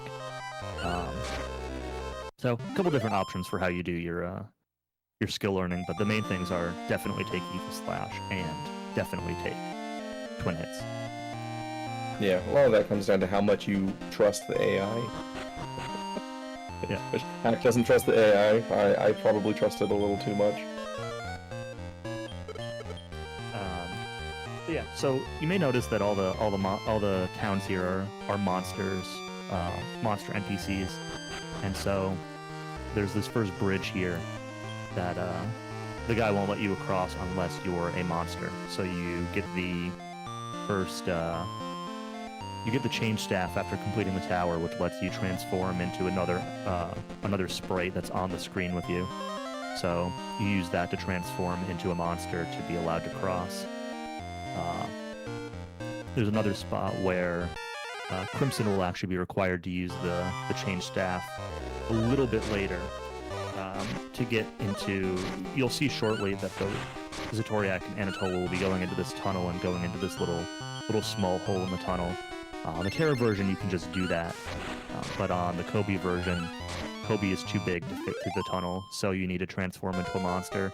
And it's really funny because like you're carrying around a grizzly bear behind you who's clearly bigger than you are. And even if you transform into a grizzly bear, you can't fit through the hole. It's just like kind of a really weird mechanic. Yeah, Crimson's going to be specifically hoping to turn into a Skullroo. Actually, I think he goes to a different screen now to turn into the Almirage, if I'm not mistaken. Oh, maybe. I know I experimented with different screens, and I didn't really have luck with anything else in that town, but it's very possible that I missed something. Yeah, so at this point, with this shopping trip that Anatoleu just finished and Xytoriak is working on now, we've reached the end of random encounters in this game. The reason for that is this shop sells repellents, and so we pick up 4 repellents here, and we just chain those for the rest of the game. So we're only going to be seeing boss fights from here on out, which makes the game pretty stable for the most part from here on out. The main exception being just how long the bosses decide to take, in particular the Metal Babel, which is the next boss coming up here. Really our only strategy is to use Evil Slash and just hope to land a hit with it. It's about a 1 in 3 chance, and it's a crit or miss ability. So if you land a critical hit, you're gonna kill the Babel in 1 hit. But sometimes you just don't hit it for 16 tries, and there's not really anything you can do. Yeah, so get your guesses in now. I'm gonna guess second try for Anatoleu. I'm feeling first try. All right. I'm going 4 for Xytoriak. This doesn't feel good. I'm gonna go for 6 for Xytoriak. I think he's gonna get a little bit unlucky. We'll see. Yeah. So the other thing that, yeah, in addition to buying the repellents at that shop, buy a couple more exit bells to get out of dungeons quickly, and also spend whatever leftover money you have on World Dew. So World Dew is an item that fully heals your entire party. They are incredibly valuable, and that shop sells them for 600. There's another shop that will sell them later for 750, so it's nice to spend your money on the cheaper ones there. And yeah, I talked earlier about how money from random items becomes a big factor. Xytoriak found a World Dew. So you can either find World Dews on the ground, or you can find things like Elf Water, which sell for a ton of money. Was that second try for Anatoleu? That was 3. Okay, I couldn't tell if it was 2 or 3. Perfectly on average. Or you might find big gold pickups or something like that, and it will allow you to buy more healing items, which will give you some both extra safety and just extra speed. You can use the full group heal rather than using an individual love water or something like that. So money isn't too tight. Like, as long as you get like 1 or 2 okay drops, usually you have enough to get through the run. But sometimes it'll throw like high value items at you, and can really just kind of speed up the shopping and speed up the end game if you have more World Dews to heal with. Can also opt to buy extra World Leafs for 1,000 each if you have extra money. But yeah, this cave is really cool. The fact that you fight a metal babble that has no chance of running away, that's just like any Dragon Quest player loves, you know, metal slime, metal babble, metal king, all the metal enemies. You grind on them, they're worth a ton of XP, but usually they run away and they're really trolly. And having one that's trapped in a cage match with you is pretty awesome. Yeah, can't run away or anything, and yeah, it's cool. It doesn't have a ton of HP either, so even if you didn't have Evil Slash, it has like 22 HP, 25 HP, something like that. You can chip it down one damage at a time if you really need to. It doesn't really do much damage to you. Second try. Nice.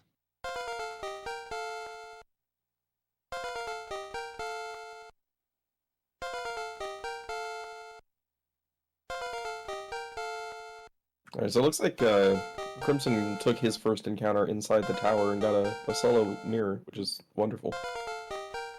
Yeah, very nice. I've taken some very aggressive approaches to the first encounter in Sky before, usually only if I have a friend staff available. But if you don't have to run in circles outside waiting for an overworld encounter, it can save a little bit of time, as long as you don't get an encounter that's gonna kill off your little babies here. For sure. In the meantime, Anatoleu is now in the puzzle tower, so this is effectively an ice puzzle, but you're flying on this cloud. It's really slow. You have to watch this cloud animation a lot.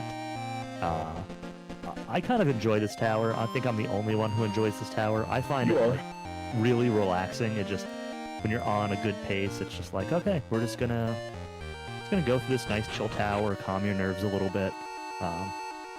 People tend to find it pretty boring because it's, you know, like 3 minutes of just cloud animations. It's pretty fun casually, though. Pretty fun little puzzle. Yeah, I didn't bring my tower trivia today. Yeah. When I was really grinding this game, I had a text file full of just random tower trivia that I would read off of anytime I was in here, just to pass the time. There's always more tower trivia. So in the meantime, Crimson's still climbing up the tower. I'm gonna be really curious. I'm assuming he's... Did you see whether he used that repellent in the End of Ice or not? Or I does he don't still think have it? he did, just because he still kept getting encounters. I think so too. So I'm curious if he uses it in here or like...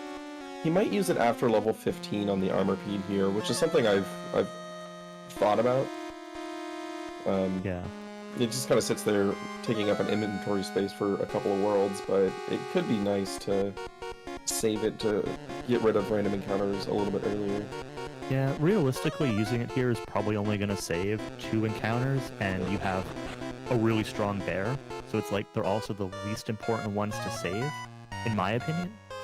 But, And sometimes you just don't get encounters here. I mean, like, Yeah. just I think it was yesterday or the day before I did a run, and I got 0 encounters between leaving the tower and buying the repellents, which is very lucky. You're usually getting at least 1, but it's kind of it's a lower payback option here. yeah.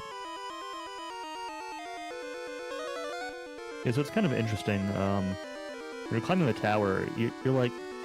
There's this whole thing where you're looking for the light orb, and like the bird grabs the treasure chest that's got the light orb and flies off, and you're expected to like go find the nest and get it back from there or something. And you just don't have to do any of that. You just have to climb the tower and see that scene, and then you just kind of ignore that plot point for the rest of it. In the remake, so they remade this game for PlayStation 1. It only came out in Japanese, but it was both Monsters 1 and 2 on a single disc. And there are some significant changes to some of the games, but you actually have to do that plot point on the PlayStation 1 version. And then they also remade Monsters 1 and 2 for the 3DS, again, only in Japan. But those are like more like Joker style Monsters games. They're more of the modern style, so very different from how these play out. Yeah, so now Anatolu's entered the puzzle castle. This is the second to last dungeon in this world. Just going through a whole bunch of screens here, there's going to be a few puzzles that he has to solve, which fortunately are not randomized. We know exactly what to do for all of them. This would be a frustrating part if there were random solutions to them. But basically, just going to walk through here. The repellent is still active, so no random encounters. Just going to solve the puzzles, go to the boss fight, and it's one of the more interesting like RNG swing boss fights where it's usually fine, but there are a few things that he can do that can slow down the fight. He's rarely going to kill you, but he can really slow down the fight, and the main reason for that is, specifically in the Terra version, he has the ability Meditate, which is a pretty common boss ability in Dragon Quest that just heals 500 HP. I specified Terra because in the Kobe version, he just has the Heal More spell, which is going to heal around 80. So it's a significantly different experience there. Yeah, and the other thing that he can do, which is scary from like a killing you standpoint, is one of his abilities is to summon Diago, which is this sort of invisible monster that shows up on his side. And you can hit him with AoE abilities and kill him, but you can't like directly target him or anything like that. And Diago has the ability to cast twin hits on the boss, which will double his attack, and also Cyclic. can use Cyclic, which will set your defense to 1 or 0. And like the armor Pete in front is normally super tanky, but if he gets hit with Cyclic, he just takes like a ton of damage. And when you get the combination of Cyclic and twin hits, it's over. Yeah. Yeah, so it looks like Crimson is doing the Almirage from the other town and just keeping it the whole way. Looks like he's using a couple of little like cloud animations here to get free steps to keep the transformation. Yeah, the transformation wears off after a certain number of steps, just like the repellents do, so he has to manipulate his movement a little bit to get movement without taking steps, and the cloud allows him to do that.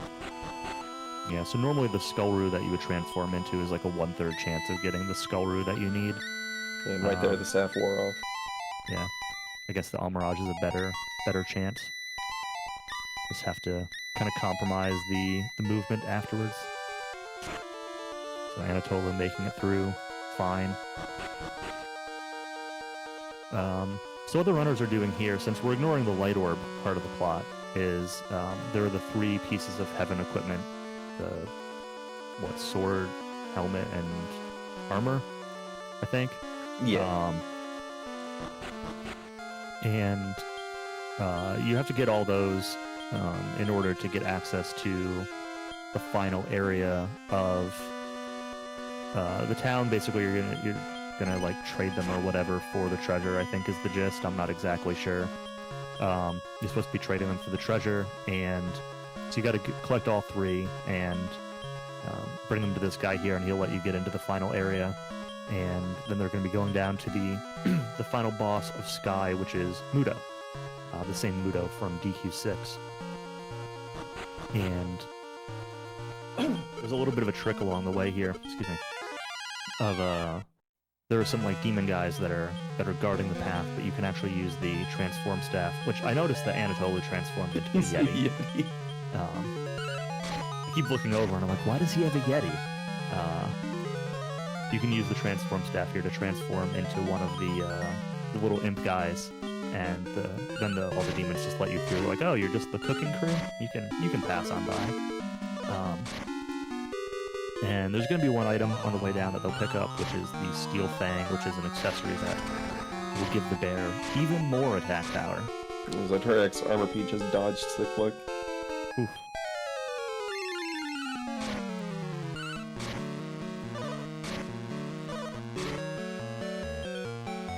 Yeah, and you'll notice we haven't spent any like extended time discussing tactics for bosses, and that's because the general strategy here is cast twin hits on the bear and let it swing. So Yeah. definitely not the most complicated fights ever, and most of them just kind of play out the same way.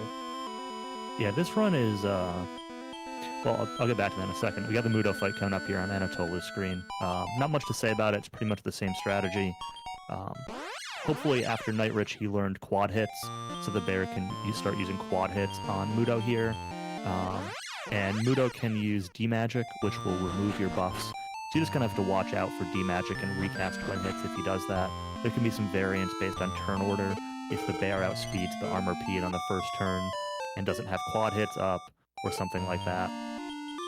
But yeah, what I was going to say is that this run is like, it's really chill. It's a great Dragon Quest run to learn to get into when you're starting, if you want to get into the Dragon Quest series, or you just want like a short, comfy RPG to learn. It's about 2 hours. It moves pretty quickly. It's pretty stable. You know, there is a lot of RNG if you're searching for a top time, but you know, you definitely feel the improvement along the way. And yeah, I definitely recommend it to anybody who likes Dragon Quest or likes monster recruitment games or wants to just learn a short, comfy RPG. It's great for racing. It's great for marathon runs. It's great to just, you know, do a short stream or to have like a backup run if, you know, a longer RPG that you want to run dies or, you know, whatever. It's also great for avoiding work. Yeah. Yeah, so no trouble with Mudo there for Anatoleu, as Xytoriak's on his way down through the castle. Yep. So once you beat Mudo, you know, you're kind of told that, oh, the true master is behind me, and you go back there and it's Prince Kamea, and you're like, what's going on? But then Dark here shows up, and you find the actual bad guy of the game, and he asks for all of the treasures that you've been collecting. So the Sky Shield, the Title Bell, all that stuff, the Har Mirror, and to bring them to him in Limbo, and then he'll give you a plug for the naval. So Dark takes all the treasure. That's kind of Dark's whole shtick, is that he just wants treasure. Takes all the treasure from Sky, all of that stuff, and he gives you the key to Limbo, and he says, "Come find me when you're ready." So Anatoleu is going to grab the treasures here, and then head into Limbo. And there are 2 fights in Limbo. The first fight is another fight against the rival Dark Master on the bridge. That fight will be pretty different between Terra and Kobe when Crimson gets there. It's 3 monsters. The monster formations are different between the 2 versions. And that fight can be a bit trolly because there are 3 monsters. They have so many different things they can do. On Terra, it's usually pretty safe. The monsters there aren't super likely to kill you, but they have higher defense. They're a little bit slower to fight. One of them, Grokos, can bump up his evasion and start dodging your attacks quite a bit. So we'll see how the fight goes. It's usually not too bad. If you skip the mom side quest that we've talked about a couple times, usually you end up selling the War Ring for extra money, and your bear has a lot less HP for this fight, and this fight can actually become a little bit scary during this fight if you're in that case. So Anatoleu is going to put Squiz on mixed. He looks like he put Squiz in the back of the party. You can put Squiz in the front to kill him sooner, but in Terra version, it's actually a good idea to try to keep Squiz alive for a couple turns if you can, because you can use Lore Dance to make these enemies lose their turn. And then the Armor P, once you have your buffs up, can cast Explodet, which will do area of effect damage to the entire enemy team. You can't do it if you need to heal, obviously, but it really speeds up the fight if you get good turns where you can use it. Bear's HP is making me a little nervous. It's right at the upper range of danger territory. It's well within danger territory.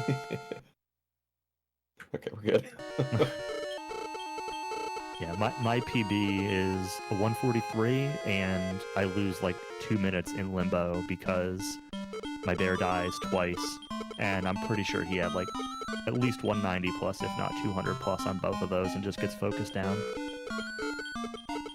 I'm grateful for that, because that's my entire lead. Yeah.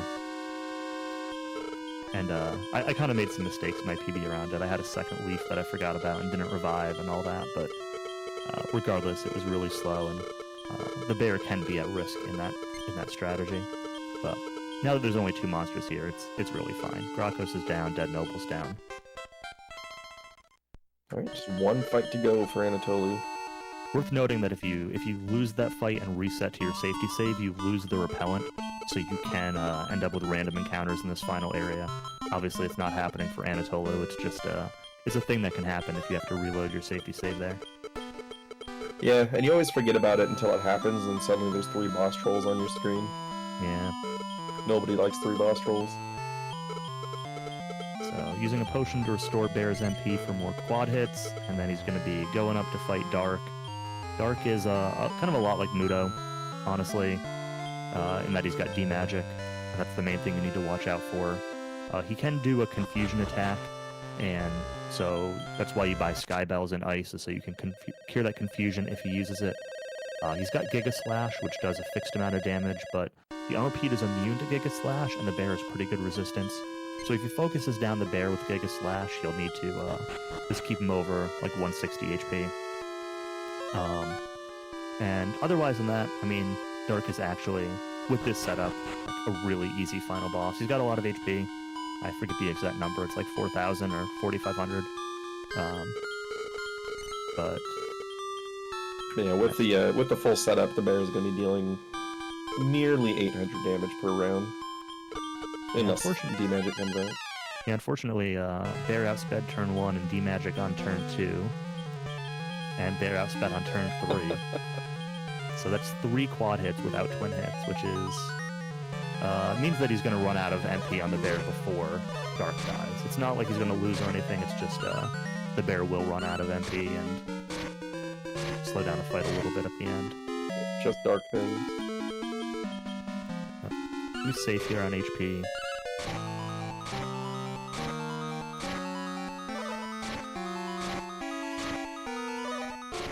Oh, nice. I got a few hits in on Grakos there.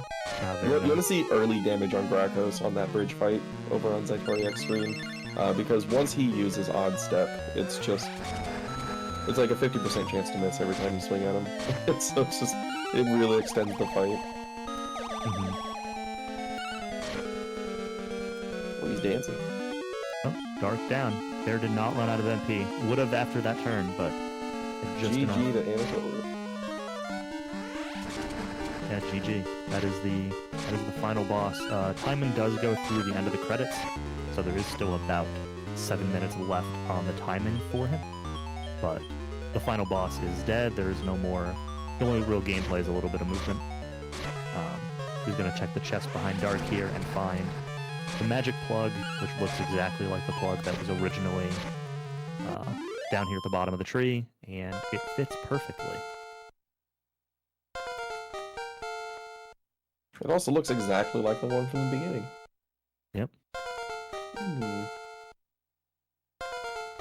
So, the Island of Great Log is saved. Asterisk. So no trouble with the bridge fight for Xytoriak. He's going to be moving on to Dark. Meanwhile, Crimson is going to be heading to Mudo now. Yep, got through Night Rich with no problems. Selling off his last Love Water and buying 2 World Leaves. Interesting. I don't know how many Dew he has, because I haven't really been paying attention to his pickups. I tend to find Dew to be more valuable in the late game. It's both cheaper, and I find it more valuable than Leafs. Because if you're doing normal strategies, the bear doesn't really have a super high chance of dying. So using more than 1 leaf is really uncommon. Even using 1 leaf is pretty uncommon. But Crimson is, we mentioned before on the Kobe version, he will have a scarier bridge fight in Limbo. He'll have a Centasaur, a Giga Draco, and I forget what the third monster is now. The Garuda? Yeah, the Garuda. And the Giga Draco in that fight can cast Whitefire, which will do like 100 plus damage to everyone in the party. And so you can end up burning a lot of healing, or having somebody just flat out die. So yeah, we'll see how that ends up going, but I personally tend to prefer erring on the side of more dew, but Crimson seems to like the world least. So. Also, I'm unfamiliar with the end game with the Aquarella route. I don't know how much the Aquarella itself is valued, so if it's susceptible to dying on these fights, then it might be worth having an extra. Yeah, that's true. I didn't even really think of that. Because I expect you can just, like, normally I think of Squiz as like you just kind of let him die and it doesn't really matter. But yeah, Aquarella actually can probably contribute to these final fights, so maybe it's faster to keep him alive. Yeah, Squiz is an interesting one where like he's highly valued for like 20 minutes and then we basically never want to see him again.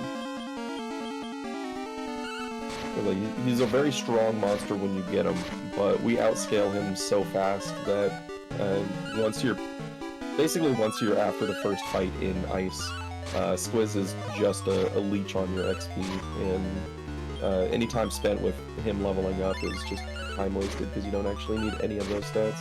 Yeah, I that's why I like to put Squiz in the lead for these final fights, especially Dark, but even the bridge fight if I'm on like a PB run. I just want Squiz to die as soon as possible, because if he survives the fight, like he might here, you waste a bunch of time seeing Squiz level ups at the end of your run, and it feels kind of bad. Yep, I one time lost world record to to Squiz being alive and leveling up. Yep. Ended up like what, 3 seconds too slow? Yeah, it was something like that. It was really close.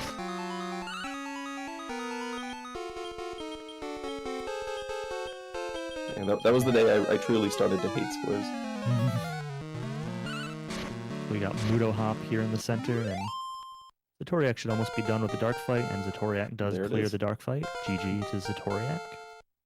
GG. And Mudo should be going down anytime now. Yeah, he's been kind of spamming some D-Magic, so... Not the quickest Mudo in the world, but...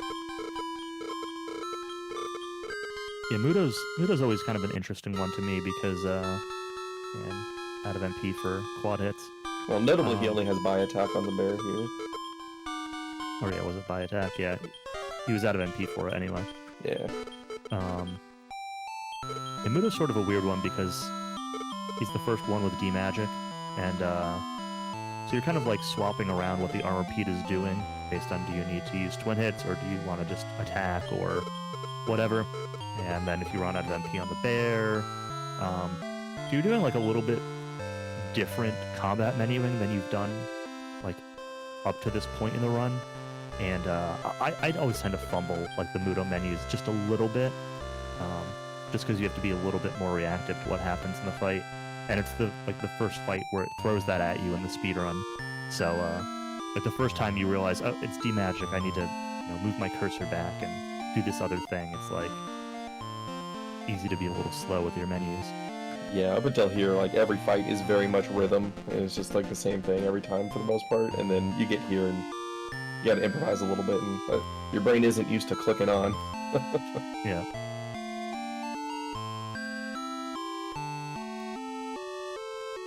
Alright, so we are getting out of Sky here.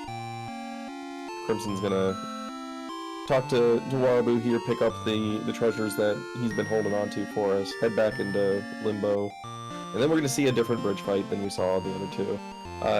The Kobe bridge fight has one enemy in particular that I hate, and it's the Centaur. It has the stop spell ability, and for some reason, whenever I play the Kobe version, the Centaur goes first, and it casts stop spell, so I don't even get to use twin hits on that fight. Yeah, this is where if you have an extra friend staff, it can actually be a pretty good backup if that happens. We hope to not see that, but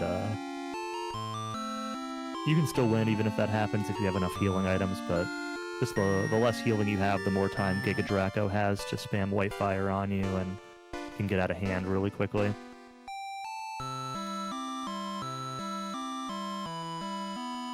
This is the scariest part of the run on Kobe.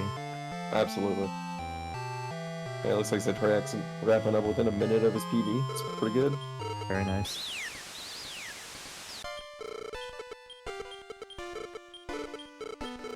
So Crimson actually doesn't get Squiz, to answer the question in chat. He uses a different route that recruits an Octokid from a random encounter instead. So that can be faster if you're lucky. It can also be slower if you're not. A lot of it's just that he's had a little bit of struggles with some of the RNG walls in the game. He had a pretty slow start to ice just because of bad encounters in particular. So he's a little bit behind, but not super far. The Octokid recruit itself was a little slow too. And again, Crimson's playing on the Super Game Boy, which loses time every load screen. You know, the Japanese text is faster, but you know, every transition taking extra time does add up, especially you know, when you need to take more encounters, right? You get extra fights, or you have trouble with the first encounter in ice, or you have trouble getting the Octokid recruit. Like, it's that many more loading screens. It kind of amplifies the time loss there from playing with the Super Game Boy. And it's because the Super Game Boy 2 is, like, it's accurate from a Game Boy standpoint. It's just that this game has, like, the custom borders and the custom color palettes and all of that, and something to do with that, presumably, is what causes the slow transitions, because the game often updates the border and updates the color palette. That was a pretty fast bridge fight for Crimson. So he's just got Dark, and he'll be wrapping his run up. Yeah, very good. The end. So time for Anatoleu. Let's see exactly. It was like a 2:03, 29, 28, something like that. Not bad.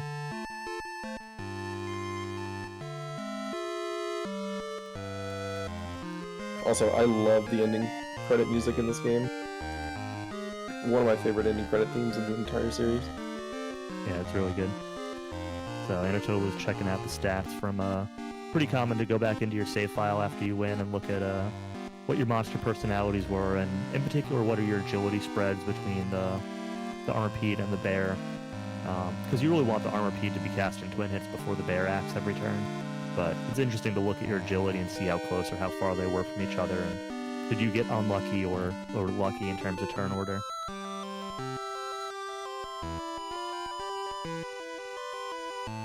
A nice innocent hood squid. Innisquiz, as I like to call it. And only you like to call it that.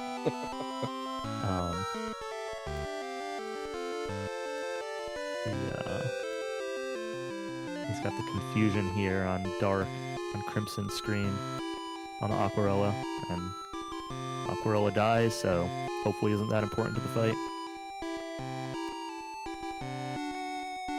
Using the offensive tactic here, rather than menuing quad hits, trusting in the AI to do the right thing. So I kind of mentioned way earlier in the run, that if you command your monsters to act, and then you don't command them the next turn, they're effectively on use no skills. So what can happen is, like, if you command the Bear to quad hits and then you have to heal on the next turn, the Bear will just do a regular attack because he's not going to use any skills.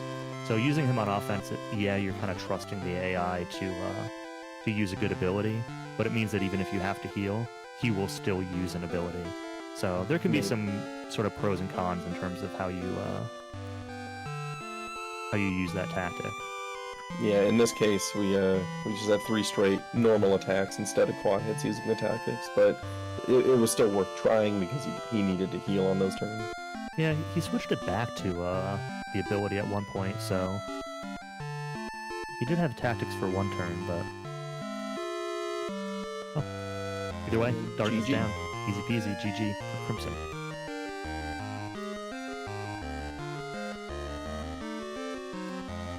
So Xytoriak is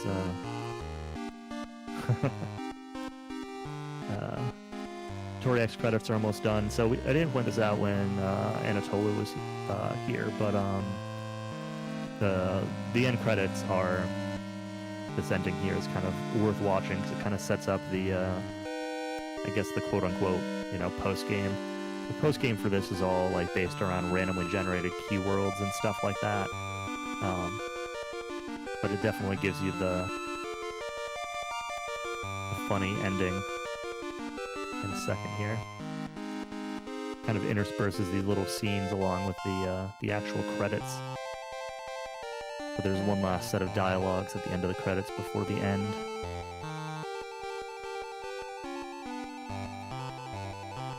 Anytime now. I always forget quite how many credit screens there are. There's a lot of doot-doot-doots before it goes there.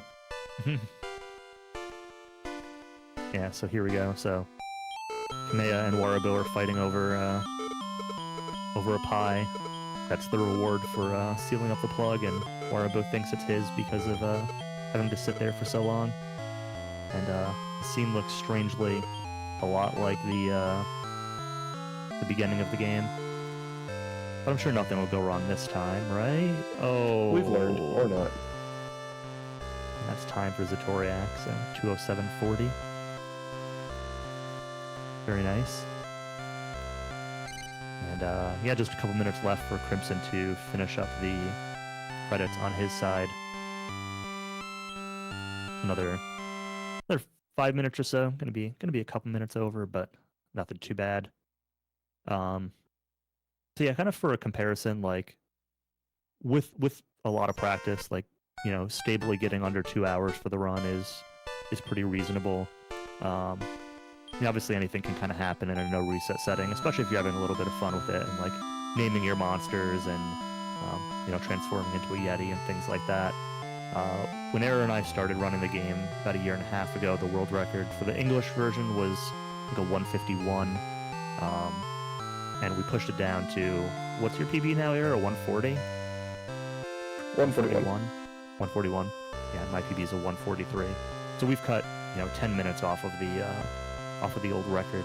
And it's sort of funny because we were kind of independently working on some optimizations, and then on the Kobe version, and then Anatoleu started running the Terra version, and Error was the first one to jump on the power of the level 1 worm and funneling XP onto it. And we ended up basically just converging on the strats that the Japanese version has been using kind of forever. But we didn't really realize it because we didn't really realize the nuance of like the level differences in Terra and like all of the differences. And even watching the Japanese run at first, we kind of thought, oh, it's just different because there must be a change between the Japanese and the English version. We didn't quite realize some of the differences between Kobe and Terra. So, yep.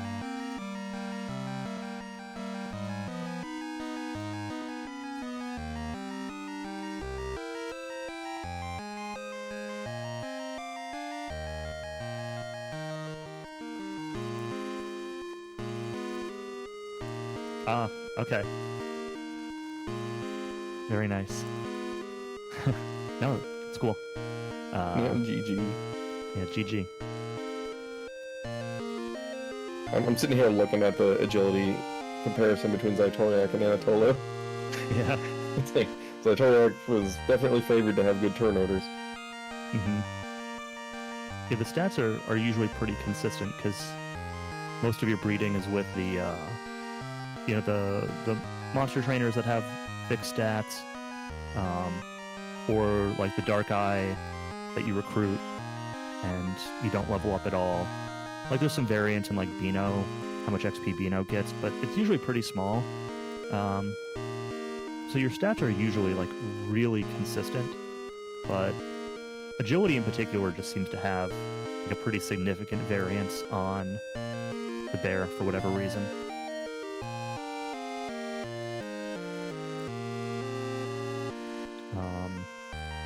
Yeah, so yeah, these were all really good runs. I know Crimson's been putting in a lot of practice. Anatoleu's been kind of playing off and on. Anatoleu was doing a lot of runs a few months ago, and you know, lately he's had a lot going on with.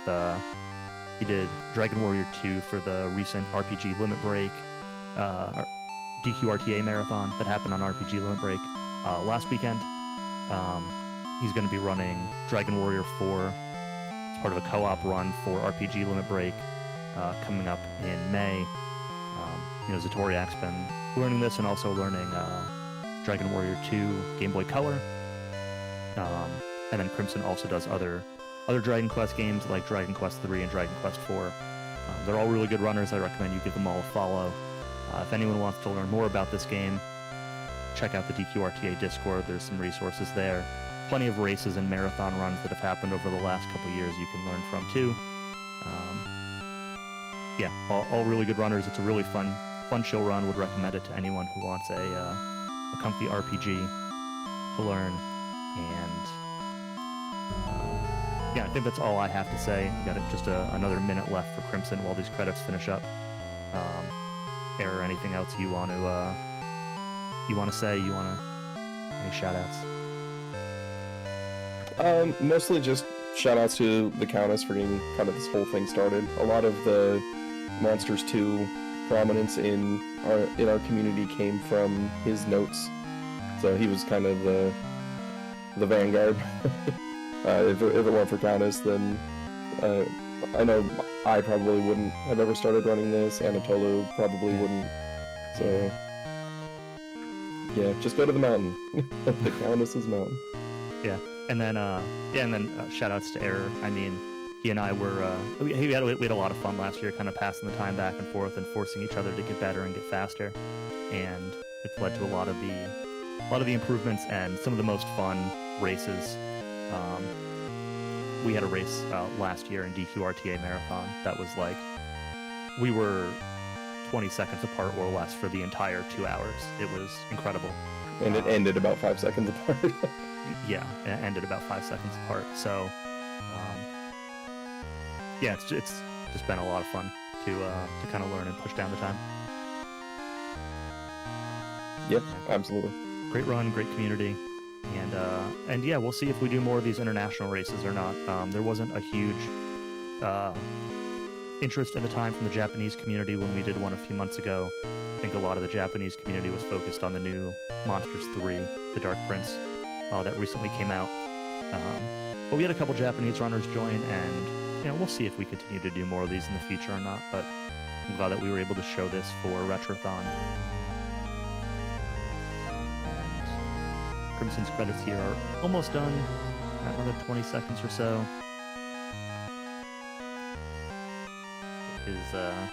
His final scene here.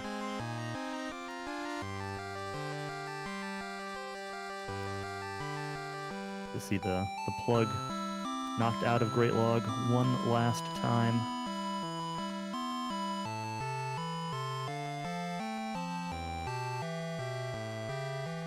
And time. GG. GG to everybody. Alright, that was Dragon Warrior Monsters 2 for the Game Boy Color. Hope everyone enjoyed it, had a good time. And I think we will pass it back to Retrothon to get ready for the next game, which I think is Quest RPG. Yeah, thanks everybody for hanging out.